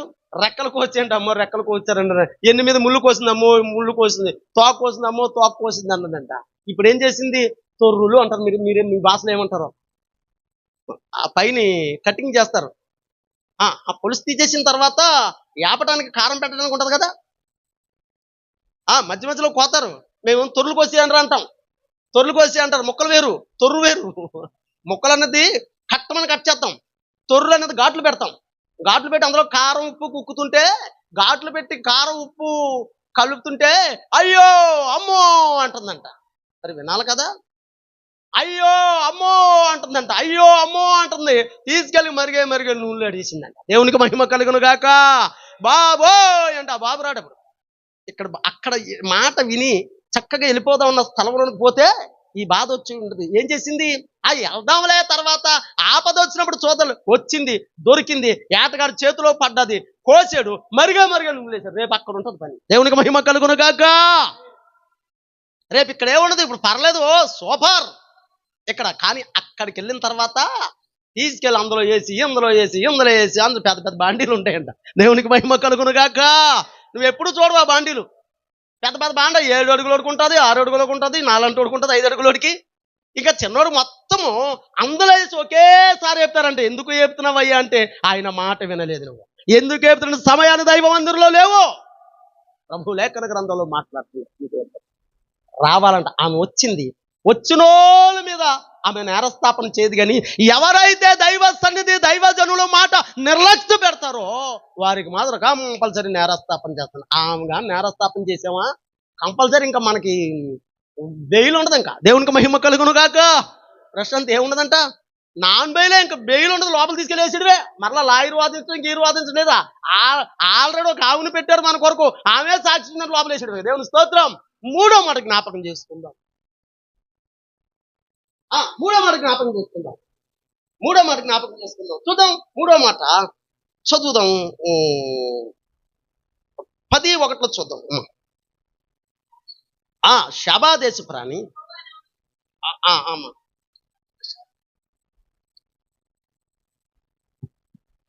9 వచ్చింది చదువుతాను.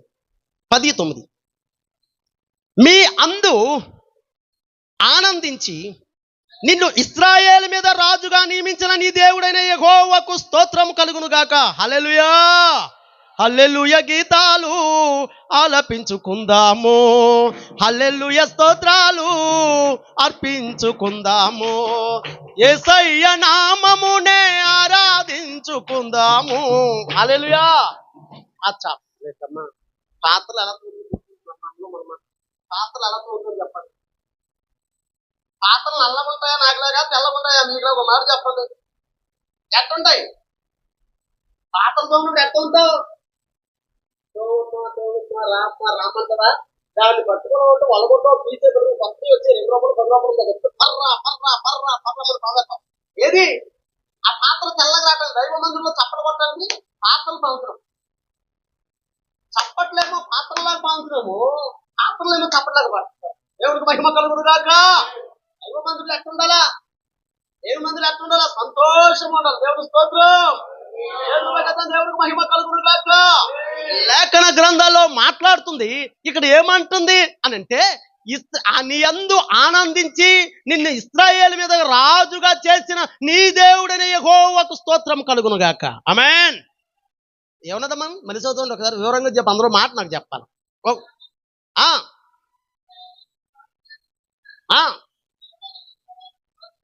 ఏదో పదం పలికిందని కలుపుకుందా, విడదీసిందా?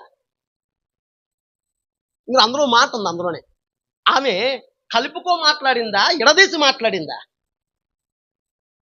ఏమన్నది? దేవునికి మహిమ కలుగును గాక, నీ దేవుడని యెహోవాకు స్తోత్రము కలుగును గాక అన్నది. ఇప్పుడు ఆమె క్రైస్తవురాలా, మీరెలా? ఇప్పుడు మనం ఏమంటాం? మన దేవుడు గొప్పవాడు అంటాం, మన దేవుడు సర్వశక్తిమంతుడు అంటాం. ఇప్పుడు ఈమెమన్నది? నీ దేవుడని యెహోవాకు స్తోత్రం కలుగును గాక అన్నది. నీ దేవుడు అన్నది. అంటే ఇప్పుడు ఎవరిమి? అవతలామే అంటుంది. నిన్ను ఇశ్రాయేలు మీద దేవుడుగా, నిన్ను రాజుగా నియమించిన నీ దేవుడని యెహోవాకు స్తోత్రము కలుగును గాక. అర్థమవుతుందా? ఒక అన్యురాలే వచ్చి దేవుని స్తుతించింది. నువ్వు ఎంతగా స్తుతించాలా? స్తుతించిందా లేదా? స్తోత్రం అంటే ఏంటి?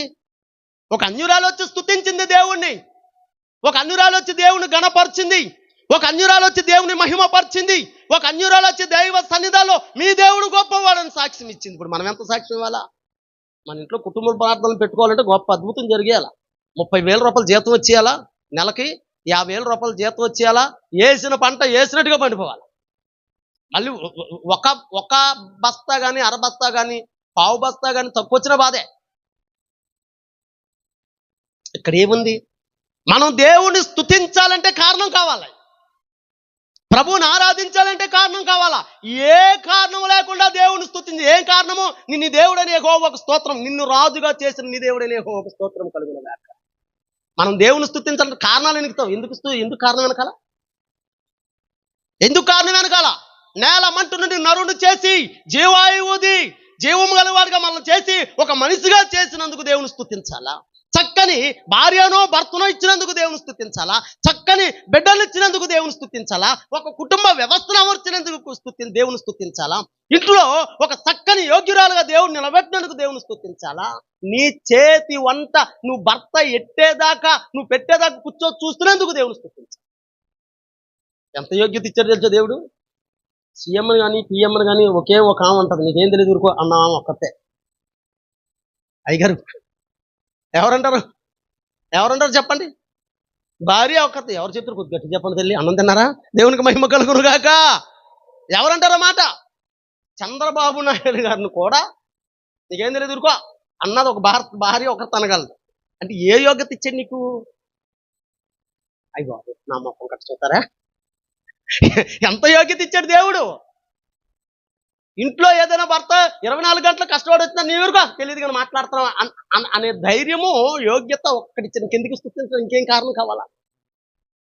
నరుడు ఒంటరిగా ఉన్న వాడిని తీసుకొని పోయి దేవుడు ఒక ఉన్నతమైన స్థితిని మనకిచ్చిన దేవుని స్తుతించాలి. ఎందుకు ఆరాధించాలి దేవుని?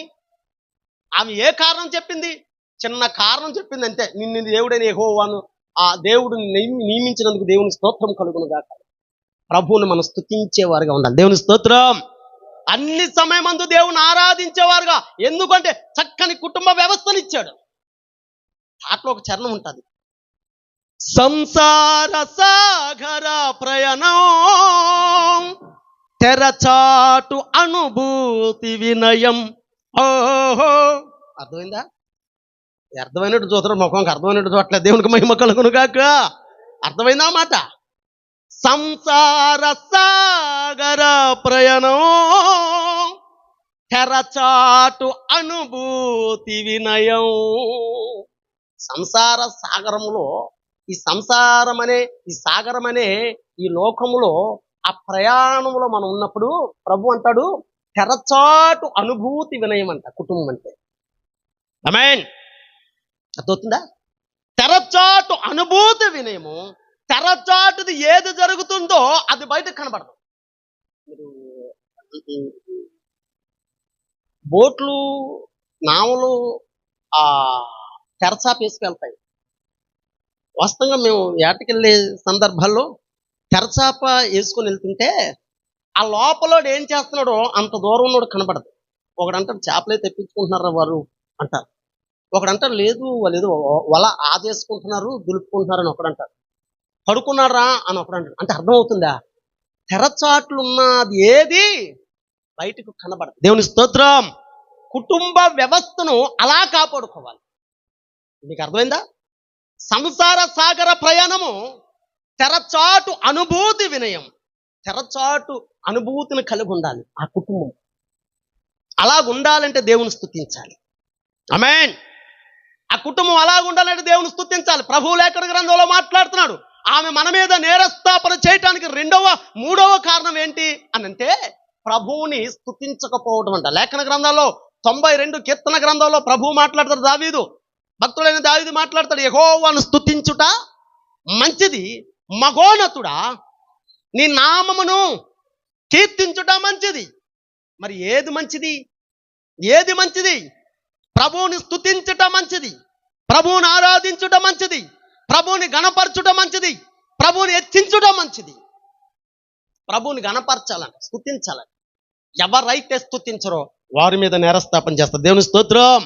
భక్తుడైన దావీదు లేఖన గ్రంథాల్లో మాట్లాడు 119 కీర్తన గ్రంథంలో 146:5 వచనాల్లో కూడా ఆయన అంటాడు, దినమునకు నేను 7 మారులు చెప్పండమ్మా 7 మార్లు స్తుతిస్తున్నాను, ముమ్మారు నిన్ను కీర్తిస్తున్నాను, ప్రార్థిస్తున్నానంట. దేవుని స్తోత్రం. ఒక రాజయుండి కూడా దినమునకు 7 మార్లు ప్రభువును స్తుతిస్తాడంట. దేవుని స్తోత్రం. ఎన్ని మార్లు ప్రభువును స్తుతిస్తే మనం ఏం చేస్తాము? మనం స్తుతించాలి అంటే ఏదో కార్యం జరిగాలి. పిల్ల ఏమి రాయకుండా 10th పాస్ అయిపోవాలి. పిల్లోడు ఏమి చదవకుండానే వాడు ఇంటర్ డిగ్రీ పాస్ అయిపోవాలి. అలాగంటే అబ్బా అయ్యగారు నేను అలా అనుకోలేదు అయ్యగారు, అసలు ఎంత ఆశ్చర్యమో పిల్లోడు చదువుతాడు అనుకోలేదు. దేవుడు ఎంతో మరి గొప్ప కార్యం చేసినప్పుడు నువ్వేం చేయాలా? ఏ రోజైనా దైవజనుని తీసుకొని పోయి దైవ సన్నిధానంలో ఇంట్లో ఒకసారి ప్రార్థన పెట్టించుకున్నావా? దేవుని మహిమపరిచేవా? ఎందుకు మహిమపరచాలి? కృపా క్షేమముల నిమిత్తం ప్రతి వారం దైవజనులు కుటుంబాన్ని తీసుకొని ప్రార్థన చేయాలి. హల్లెలూయా. గనురాలైన స్త్రీ అంటది, మన ఇంటికి వచ్చి పోయేవాడు భక్తి గల దైవజనుడు, వాని కొరకు మంచము దీపస్తంభమును పీఠమును పెడదామండి అని మాట్లాడుతుంది. ఎందుకో తెలుసా? ఆ దైవజనుడు మన ఇంటి పెడితే మనకు ఆశీర్వాదం తీసుకెళ్ళి నెత్తి మీద పెట్టుకుందంట. గనురాలు ఎందుకు అయింది అనుకుంటున్నారు? ఒకరోజు అవకాశం చెప్తాను గనురాల లక్షణాలు, వస్తాను మరలా వచ్చే సంవత్సరం. దేవునికి మహిమ కలుగును గాక. గనురాలు ఎందుకు పిలువబడ్డదో చెప్తాను. ఏ లక్షణం కలిగి ఉన్నాము మనం? మన ఇంటికి వచ్చే పోయేవాడు దైవజనుడు కాబట్టి అంటారు. గనురాలు అనిపించుకుంది ఎందుకో తెలుసా? ప్రతి దినము ప్రభువును స్తుతిస్తూ ఉందంట. ఒక అన్యురాలు మన మీద నేరస్థాపన చేయకూడదు. ఎవరమే అసలు మన మీద నేరస్థాపన చేయకూడదు. రోషం కలిగి ఉండాలి. నా మీద ఎందుకు నేరస్థాపన చేస్తారు? యేసుప్రభు అంటే నాలో పాపం ఉన్నదని మీలో ఎవడన్నా స్థాపించగలరా రండి అంటాడు. ఛాలెంజ్ ఛాలెంజ్గా మాట్లాడు, ఎవరైనా స్థాపించగలడా చూపించు అన్నాడు. ప్రభువు బిడ్డలం పౌరుషం కలుగు బ్రతకాలి. దేవునికి మహిమ కలుగును గాక. ప్రభు మాట్లాడుతున్నాడు, ప్రభువుని స్తుతించాలి అంటే ప్రతి దినము దేవుని మహిమపరచాలి. ఏమిచ్చి రుణం తీర్చను నా యేసయ్యా నీ ప్రేమకై నీ జాలికై, స్తుతి స్తోత్రమారాధనా నా బ్రతుకంతాలాపనా, ఏమిచ్చి రుణం తీర్చను నా యేసయ్యా నీ ప్రేమకై నీ జాలికై. హల్లెలూయా. ఏమిచ్చినా ఆయన రుణం తీర్చలేము. దావీదు అందుకే లేఖన గ్రంథాలు అంటాడు, నిత్యము నీ సన్నిధానంలో నా కుటుంబం ఉన్నట్లుగా నన్ను ఆశీర్వదించు ప్రభు అంటాడు. చక్కగా మాట్లాడతాడు. దినమునకు 7 మార్లు స్తుతిస్తున్నాడు అని అంటే, ఒక రాజయ్యుణ్ణి కూడా ప్రతిరోజు ప్రభువుని దినముకు 7 మార్లు స్తుతించి ముమ్మారు ప్రార్థన చేస్తున్నాడంట. మరి మనం ఏ దేశ ప్రాణులవో రాజులమో, ఖాళీయే ఉండదు మనకి. ఆమేన్. నిమిషం ఖాళీయే ఉండదు, తీరుకుండదు. ఏ రాని ఏ దేశ ప్రాణులమో, అలాగనే మా ఇంటి రానినండి అంట, లేకపోతే మా ఇంటికి రాజునండి. రాజువే. ఆ రాణితనము రాజుతనం ఎవరిచ్చారు?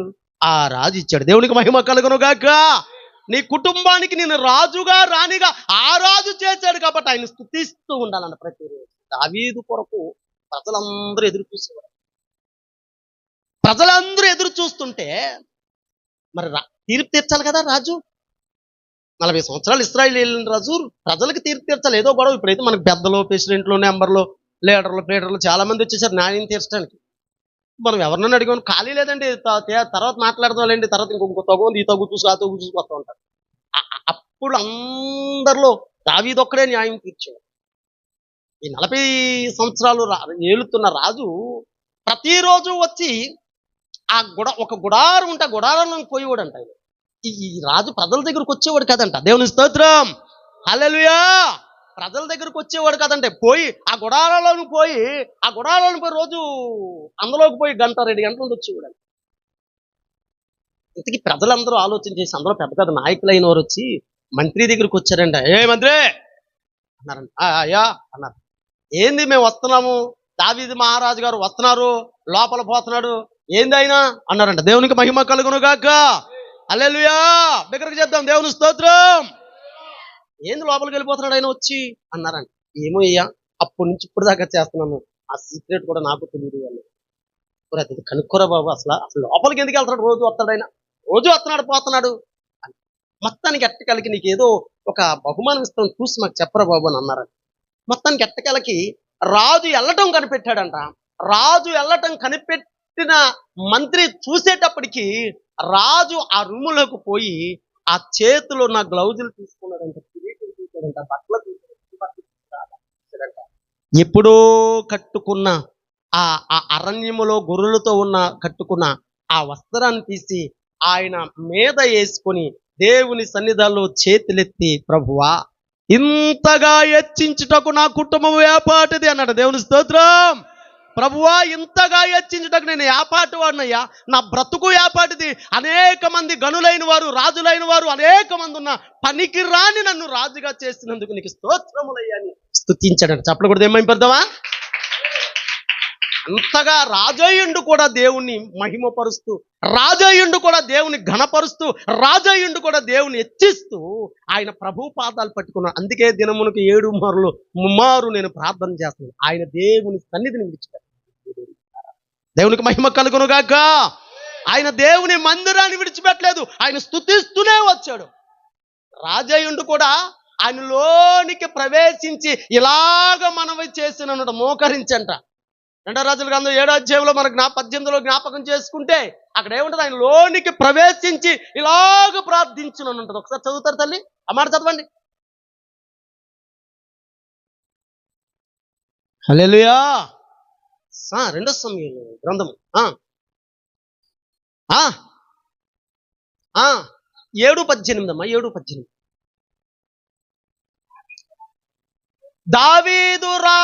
దావీదు అన్నాడా? దావీదు రాజు అన్నాడు తల్లి. దావీదు రాజు లోనికి ప్రవేశించి యెహోవా సన్నిధిని కూర్చొని దేవునికి మహిమ కలుగును గాక. మనం మామూలు రాజులం కాదు, లవంగాల రాజులు ఉంటారు. మనం రాణిలు మామూలు రాణిలం కాదు. రాజయ్యుండు కూడా దేవుని సన్నిధిలో దావీదు రాజు లోనికి ప్రవేశించి ఆయన కూర్చొని ఇలాగ మనం చేసిన మందిరానికి రావాలంటే బతిమలాడాల. రావా రావా చర్చి వదిలియాల, వదిలేత అక్కడ మార్చేస్తా తీసుకెళ్ళి. దేవునికి మహిమ కలుగును గాక. మరిగా నూనె వేసేస్తాడు, కోసి కారం పెడతారు ఒక్కొక్కరికి. దైవ సన్నిధిని నిర్లక్ష్యం చేసేవారు. ఇప్పుడు కాదు, మనం బతిమాలట వదిలేయండి, తర్వాత చూస్తారు దేవుడే ఏం చేయాలి, అప్పుడు చేస్తాడు. దేవునికి మహిమ కలుగును గాక. ప్రభువు మాట్లాడుతున్నాడు, దావీదు రాజు లోనికి పోయి ఆయన స్తుతించాడంట. ఇప్పుడు మనం ఆయన స్తుతించాలంటే ఏదైనా కారణం వెనకాలా?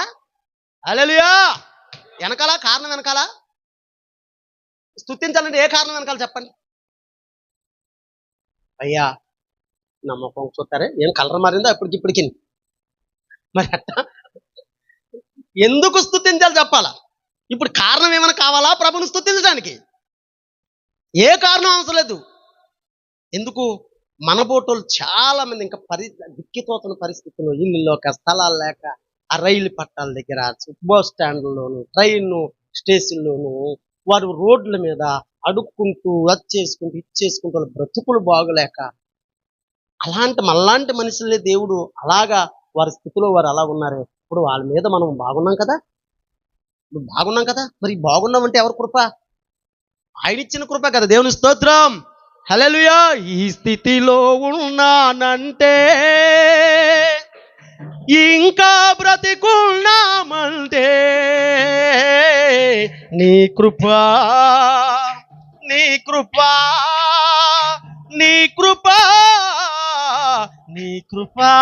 హల్లెలూయా. ఎవరి కృప? ఇప్పుడు స్తుతించడానికి ఏ కారణం వెనుక?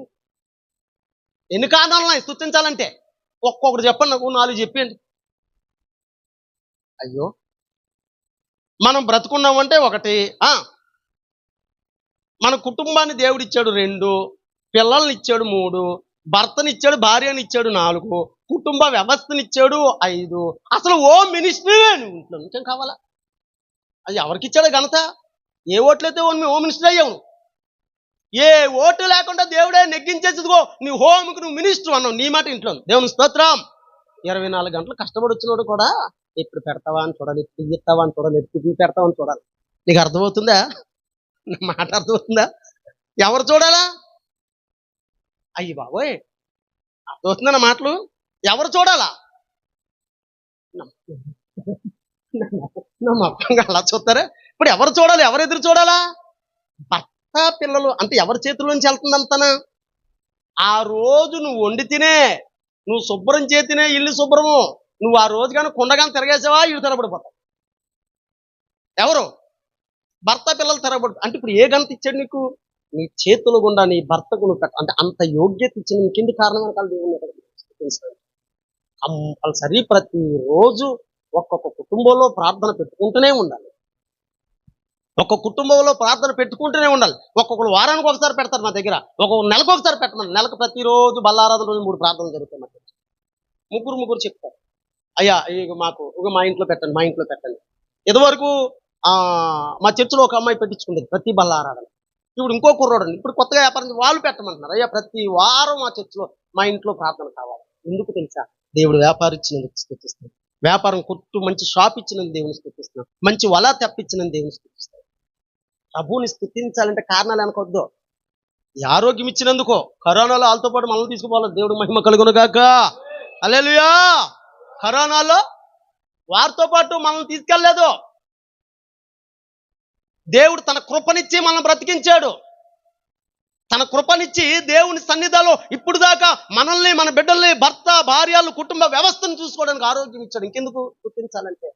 ప్రతి ఒక్కరూ దేవుని మహిమపరచాలి. దేవుని స్తోత్రం. హల్లెలూయా. ఇంద్రధనుసు లాంటిదో ఈ సంసారం, అది కనిపించే మాయమయ్యే రంగుల వలయం.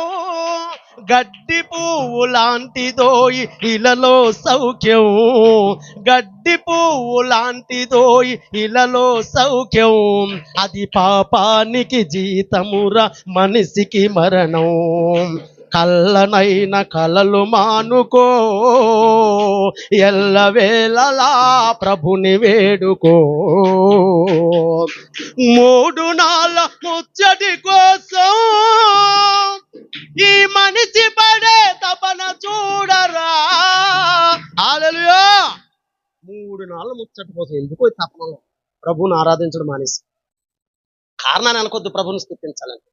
ఆమె అంత దూరం నుంచి వచ్చి, ఎంత దూరం నుంచి, ఎండలో, మండి ఎండలో వచ్చి, మంచి ఎండలో వచ్చి ప్రభుని మహిమపరిచింది, ప్రభువుని ఆరాధించింది, ప్రభుని ఘనపరిచింది, ప్రభుని స్తుతించింది. ఆమె అన్నది ఒక మాట ఏమన్నదమ్మా?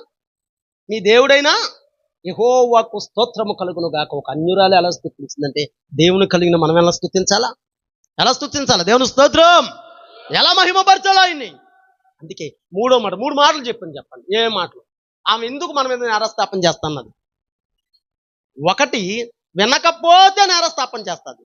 2, సమయానికి దైవ సన్నిధానంలో ఉండకపోతే నేరస్థాపన. మీరేం అనుకోవట్లేదు ఇప్పుడు. అమ్మ రండి అని సేవకుడు ఏమైనా కొద్ది గట్టిగా గద్దించాడు అనుకో, ఆమెనేమనరు, వాళ్ళని అనరు. మనమంటేనే లోకం ఆయనకి. వాళ్ళేం బంగారం పెడుతున్నారు, నువ్వేమేంటి పెడుతున్నావు? సేవకులకు అందరూ కావాలా?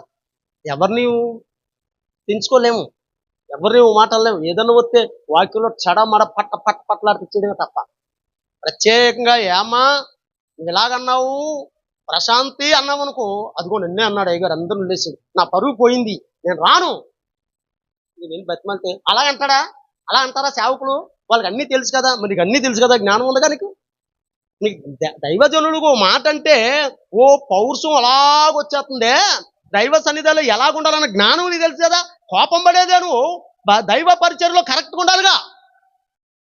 దైవజనుడు గద్దించాడు, దైవజనుడు బుద్ధి చెప్పాడంటే ఎందుకని? హల్లెలూయా. గద్దించాడు, బుద్ధి చెప్పాడు. దైవజనుడు ఒక మాట అంటున్నాడంటే ఎందుకు అంటాడు? మా పిల్లలు ఉన్నారు అనుకో, మా ఎనోచన ఉంటాడు. మన ప్రశాంత్కి తెలుసు పాటలు పాడటానికి. ఇప్పుడు ఎదురుముండి ఎక్కడికో తీసుకెళ్ళారు ఎలిషా పాస్టర్, ఎంత ఉంటాడు ఎనోషు, ఎనోషు అనుకో మాట్లాడు అలాగ ఉండిపోతాడు.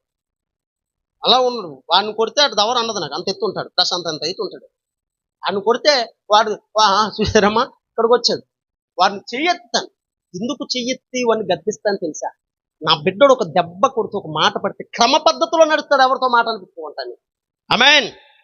ఒక మాట బిడ్డడంటే క్రమ పద్ధతిలో నడుస్తాడు, సరైన రీతిలో నడుస్తాడు, సరైన రీతిలో ఉంటాడు.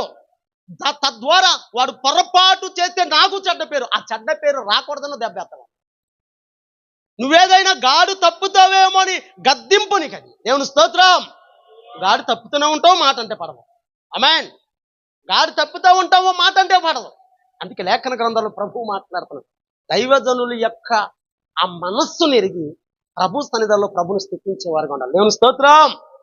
దైవజనుల్ని ఆ మనసు ఎరగాల. ఎందుకు అంటే చిన్నతనంలోనే పరిచయకు వచ్చే కష్టమేదో నాకు తెలుసు. ఒక ఆత్మను రక్షించాలంటే ఆ కష్టం, ఆ ప్రార్థనలు చేసి తిండి తినడానికి మానేసోడా ఈ మొత్తం ఇదంతా టెన్షన్ అయిపోయి ఆఖరి షుగర్ వచ్చేసింది. 14 సంవత్సరాలు అవుతుంది షుగర్ వచ్చి. 25 సంవత్సరాల్లో షుగర్ వచ్చింది. ఎవరన్నా ఇప్పుడు నాకు జూనియర్లే అందరూ. దేవుని స్తోత్రం. నేను సీనియర్ను. 1 సంవత్సరం, 2 సంవత్సరాలు, 5 సంవత్సరాలు, 10 సంవత్సరాలు నేను సీనియర్ను. ఎందుకు వచ్చింది ఇది?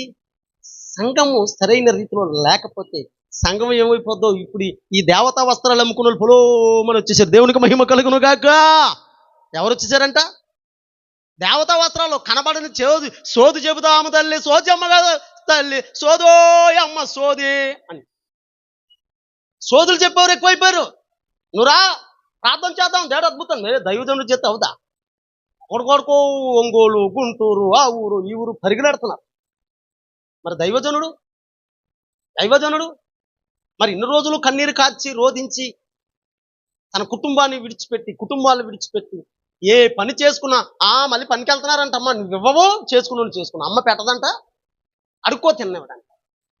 నువ్వు ఇవ్వవో ధారాళంగా దైవజనుల యొక్క కుటుంబానికి ధారాళంగా ఇవ్వవు. ప్రభు లేఖన స్తుతించాలంట. 4వ మాట చెప్తాను చూడండి. 4వ మాట ముగిస్తాను. నా మొఖం చూద్దాం, అర్థమైంది. ఎప్పుడు వదులుతావయ్యా అన్నట్లు చూస్తున్నాను. నాకు ఎంత అయిన టైము చూద్దాం. 10లో చదువుదాం చదమ్మా. మై 10 ఆ ఆ ఆ ఆ, రత్నములు ఇచ్చును. ఆ ఆ దేవునికి మహిమ కలుగును గాక. హల్లెలూయా. దేవుని స్తోత్రం. హల్లెలూయా. నా వైపు చూడండి. ఓకే, దేవుని స్తోత్రం. ఇక్కడ బైబిల్ గ్రంథంలో జ్ఞాపకం చేసుకుంటే 240 మణుగుల బంగారము ఒక అన్యురాలు తీసుకొచ్చి సొలొమోను చేతికిచ్చింది. రూపాయి కాదు, 10 రూపాయి కాదు. మణుగు అంటే మడుగు అంటే మణుగు అంటే మణుగంటేనమ్మా 12 అంటారు. దేవుని స్తోత్రం. 12 అంటారు, పరక అంటారు. మణుగంటే 12. ఇప్పుడు 240 ఇంటూ 12 తీయండి, ఎంత వచ్చింది? ఉందా అందరూ? మ్యాథ్స్ వీకా? మ్యాథ్స్ వీక్ కాదు కదా అందరూ. ఎంత వచ్చింది అలా లెక్కేంటి అంటే 2210 ఎంత వస్తుంది మొత్తానికి. దేవుని స్తోత్రం. హల్లెలూయా. అన్ని మణుగుల బంగారం తీసుకొచ్చి సొలొమోనుకి ఇచ్చిందంట. ఎవరో? ఇప్పుడు నేరస్థాపన ఆమె చెయ్యాలా, మనం చెయ్యాలా? దేవునికి ఇవ్వాలంటే చెయ్యకురచ చేస్తావు, అర్పణ వెయ్యాలంటే చిల్లరెదికి తీస్తావు. వర్దెల్లను కొలది ఇవ్వకుంటావు, వర్దెల్లను కొలది ఇవ్వకుంటావు, పొందియు కృతజ్ఞతలు చూపకుంటావు. దీవించు దేవుడు లెక్క అడిగితే ఏం చేస్తావు? అవునంటే కాదని, ఉన్నదంటే లేదని అబద్ధాలతో కాలం గడిపావా? రమ్మంటే రానని, ఏమీ చేయలేనని షాకులతో తప్పించుకు తిరిగావా? నీ బాధతలను మరచేవా? సోమరి బచ్చి అమ్మ సోమరి అన్నాడు, అర్థమవుతుందా? నీకేమన్నాడు ఆయన? సోమరిగా పాట పాడితే ఎంత బాగా వింటున్నారు, వాక్యం అంత ప్రేమ లేదు. దేవుని స్తోత్రం. ప్రభు ఏమంటున్నాడు? నీ బాధ్యతలు మరిచేవా, సోమరిగా బ్రతికేవా అంటున్నాడు. దైవ సన్నిధానంలోనికి ఆమెకు అన్యురాలు వచ్చే 240 మణుగుల బంగారం దేవుని సన్నిధితో మనం ఏం చేస్తాం? రిక్తి హస్తాలకు దేవుని చేతులకి ఇచ్చి, ప్రభువా, ప్రభువా, ఈ ప్రభువా, ఈ ప్రభువా. ఏ చేతులతో వస్తావు? వట్టి చేతులతో దేవుని మందిరానికి వస్తావు. ప్రభువా, ఈ ప్రభువా, ఈ ప్రభువా, అసలు ఇవ్వాలి కదా. ప్రభు ఏమన్నాడు? ఇచ్చి నన్ను శోధించు అన్నారు. మళ్ళీ ఎన్ని అబద్ధాలు. ఇందాకలో ఏదో పాట పాడే కదా, ఆరాధించద యేసు రాజా, నిన్నే ఆరాధించేదా, ఆరాధించేదా, ఆరాధించేదా నా ప్రాణమున్నంత వరకు. నన్ను గోతులోను పెట్టే, ఎక్కడ పెట్టినా, ఎక్కడ నన్ను మట్టిలోనూ గోతులోను ఒకటే. దేవుని స్తోత్రం. తర్వాత మహిళలోనికి వెళ్తాను. తర్వాత మహిళలోనికి ఎప్పుడు వెళ్తావు? నువ్వు మట్టిలోనికి వెళ్ళిన తర్వాత మహిళలోనికి వెళ్తావు. అర్థమవుతుందా? నన్ను మట్టిలోను, ఇంకో భాషలో నన్ను గోతులోను పెట్టే వరకు. ఇప్పుడు అబద్ధమా నిజమో చెప్పాలి. మనం పాడేది అబద్ధమా నిజమో చెప్పాలి. మీరే చెప్పండి. అయ్యో, ప్రార్థించద యేసు రాజా, నిన్నే ప్రార్థించేదా. అసలు అన్ని అబద్ధాలే. పాడేతాం, అంతా పాడేస్తాం, అన్ని అబద్ధాలే. రోజు ప్రార్థన చేస్తున్నావా, రోజు ఆరాధించేస్తున్నావా, రోజు మహింపరిచేస్తున్నావు. ఇప్పుడు అబద్ధమా నిజం చెప్పండి, మీరు చెప్పండి. మరి ఎందుకు పాడుతున్నా? అసలు అబద్ధాలు ఆడొచ్చా దైవ సన్నిధాల్లో? ప్రభు పరిచర్యకు, ప్రభువుకు మనం గుప్పిళ్ళు ఇప్పాలి. మొదట 240 మణుగుల బంగారము ఒక అన్యురాలే తెచ్చిందంటే, ఇందులో పాటలు పాడాను కదా, వర్దెల్లన కొలది ఇవ్వకుంటావు, పొందియు కృతజ్ఞతలు చూపకుంటావు. పొందుతావు, కృతజ్ఞత ఉండదు. కానీ స్తోత్రం. అది ఎలాగొచ్చిందో తెలియదు నీకు. ఎలా వచ్చిందో, ఆ దేవుడు నేను కష్టపడుకున్నానండి, నాకు ఇచ్చాడండి అంటావు. ఆయన ఆరోగ్యం ఇవ్వకపోతే ఎలాగొస్తుంది? ఆయనే నీకు శక్తిని ఇవ్వకపోతే ఎలాగొస్తుంది నీకు? దేవునికి ఇవ్వాలంటే ఏం చేస్తాము? పరిచర్య కొరకు దేవునికి ఇవ్వాలంటే ఏం చేస్తాం? చెయ్యి కొరస, చెయ్యి కొరస, చెయ్యి కొరస. ప్రతిదీ చెయ్యి కొరత చేస్తాం. ఒక్కొక్క సంఘాల్లో 40 దినాలు ఫాస్టింగ్ ప్రేయర్లో చూసారా? 40 దినాలు ఫాస్టింగ్ ప్రేయర్లు పెడుతున్నారు. ఎక్కడ? ప్రతిరోజు కానుకపరచాలి. ప్రతిరోజు లెంటి డేస్ లో కొన్ని సంఘాల్లో ప్రతిరోజు కానుకేస్తారు. ప్రతిరోజు కానుకేస్తారు. ఈ కానుకలన్నీ లాస్ట్ రోజుని అంతా పక్కన పెట్టి సేవకుడి మీద భారం లేకుండా ఆ కానుకలతో లాస్ట్ రోజుని వచ్చిన వాళ్ళకి భోజనాలు, ఆ లాస్ట్ రోజు ముగించినప్పుడు భోజనాలకో, లేకపోతే ఖర్చులకో, లేకపోతే సంఘ పరిచర్యలకో, లేకపోతే కరెంటు బిల్లుకో, ఇది చిన్న చిన్న చిన్నది ఏదైనా అయిందనుకో 10,000 15,000. ఏ పనిలో వాడబడుతుంది? అది ఈ ఇన్స్ట్రుమెంట్స్ ఏ పనిలో వాడబడుతుంది? దైవ పనిలో వాడబడుతుంది. నువ్వు పాడటానికి వాడబడుతుంది, నువ్వు ఆరాధించడానికి వాడబడుతుంది, దైవ సన్నిధాల్లో ప్రభువుని స్తుతించడానికి వాడబడుతుంది. ఇప్పుడు దాని పరిస్థితి ఏంటి? నువ్వేం చెయ్యాలా? ఇదిగో దైవ పరిచర్య కొరకు ఇది ₹1 అర్ధ పక్కన తీసుకో. 21 రోజు దైవ సన్నిధాల్లో ఉన్నామంటే 21 రోజు దేవుని స్తుతిస్తాం. ఎందుకో తెలుసా? కుటుంబాలు ఆధ్యాత్మికంగా ఎదగటానికి ఈ ప్రయత్నం. దేవుని స్తోత్రం.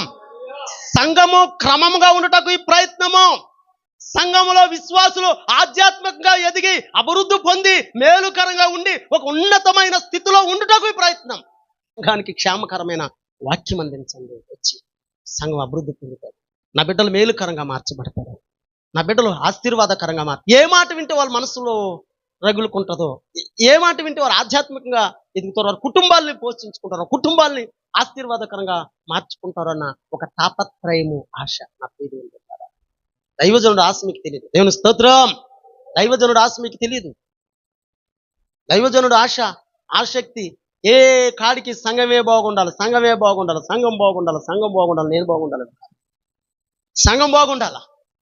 ఫలాని యొక్క స్థలంలో, ఫలాని యొక్క సంఘంలో విశ్వాసి మేలుకరంగా మార్చబడి దైవజనుడు వాక్యం ఉన్నారు, వాళ్ళు బాగున్నారు అన్న మాట వింటే ఆయన పొంగిపోతారు. దైవజనుడు దుర్దైవజనులు మాట మంత్రి లేకుండా ఎండాకాలం ఏసీలో ఉంటే మీతో పాటు పాడి స్తుతించి ఎండలో ఉండవలసిన అవసరం ఏముంది? దేని కొరకు? పరిచర్య కొరకు, దైవ సంఘం కొరకు, దైవ సన్నిధి కొరకు. ఎందుకంటే అదే ప్రదేశం నుంచి మేము వచ్చాం కాబట్టి, అదే స్థితిలోంచి మేము వచ్చాం. పరిచర్య అంటే ఎంత బాధో మాకు తెలుసు.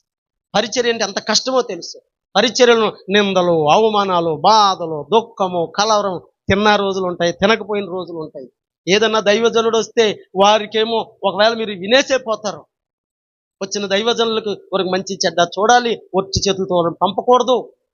ఇవన్నీ ఎక్కడి నుంచి వస్తాయి? ఎలా వస్తాయి? పనికి పోక, మీరు ఇవ్వకపోగా ఎట్టొస్తాయి అన్ని నీ పరిచర్యకు?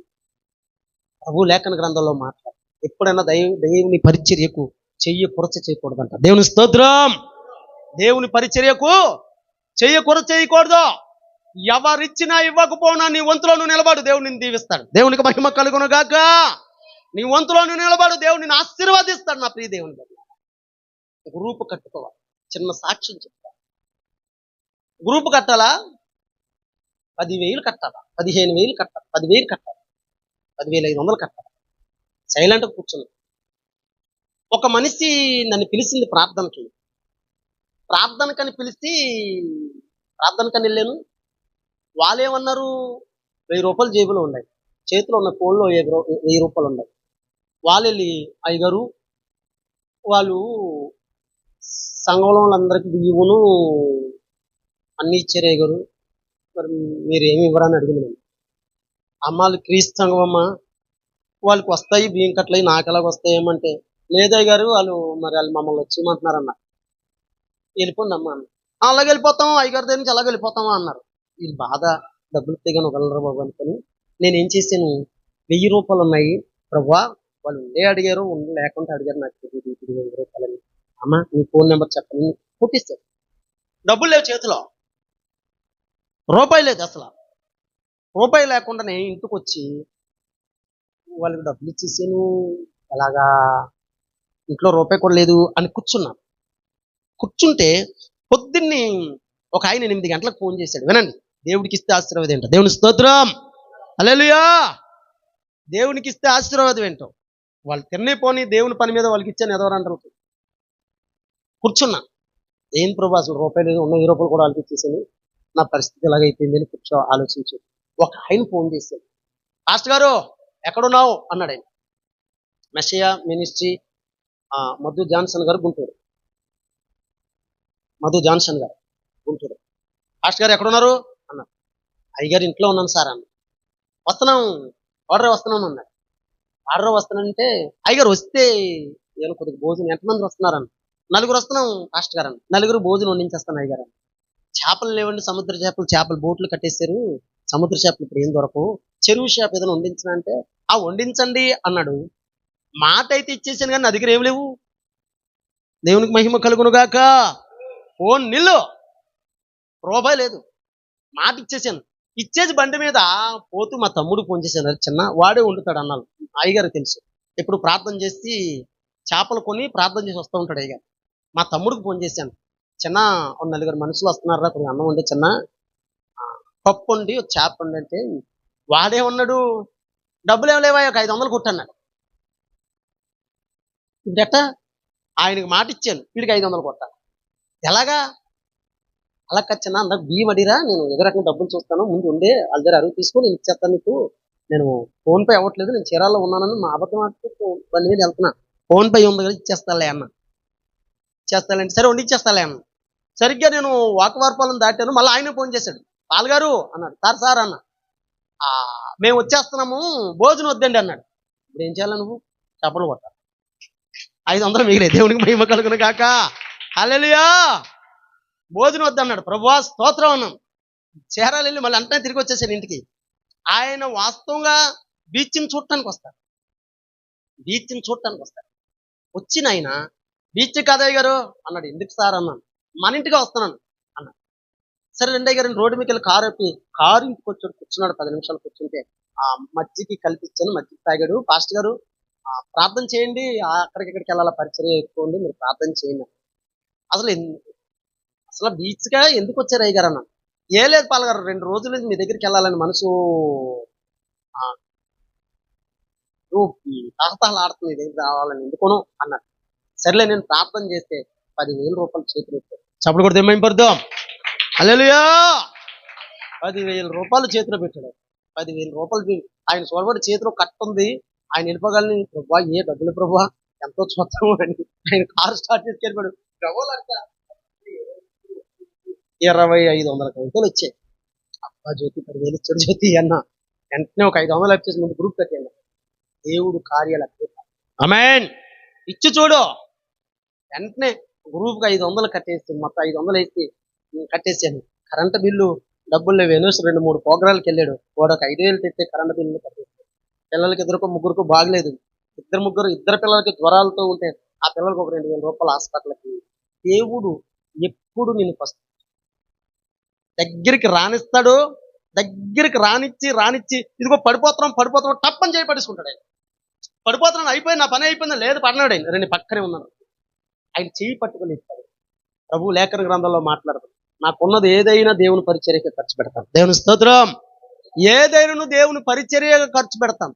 అలా ఖర్చు పెట్టాను కాబట్టి ఒట్టి చేతులతో ఉన్నవాడిని నన్ను తీసుకొని వచ్చి మరలా 42 అడుగులు పొడవు మందిరమును ఇచ్చి, వదిలేసిన మందిరం కంటే పెద్ద మందిరం ఇచ్చి, ఒక ఇల్లు ఇచ్చి 12 సెంట్లు స్థలం ఇచ్చాడు దేవుడు. ఎందుకనుకుంటున్నారు? ఇవ్వాలి దేవునికి. దేవుని స్తోత్రం. దేవుని పరిచర్యకు ఒక అన్యురాలే అంత ఇచ్చిందంటే ఇప్పుడు మనమే అంత ఇవ్వాలి. మన పరిస్థితి ఏంటి? ఇప్పుడు ఎవరి మీద నేరస్థాపన చేత చెప్పండి. అయ్యో, ఇప్పుడు ఎవరి మీద నేరస్థాపన చేయాలని? మన మీదే. ఎందుకు నేరస్థాపన చేస్తుంది? ఎవ్వరు ప్రభు సన్నిధి పరిచర్యకు ఎవరెవరో వారి మీద నేరస్థాపన చేస్తుంది. దేవుని స్తోత్రం. హల్లెలూయా. నువ్వు ఎనుక్కొని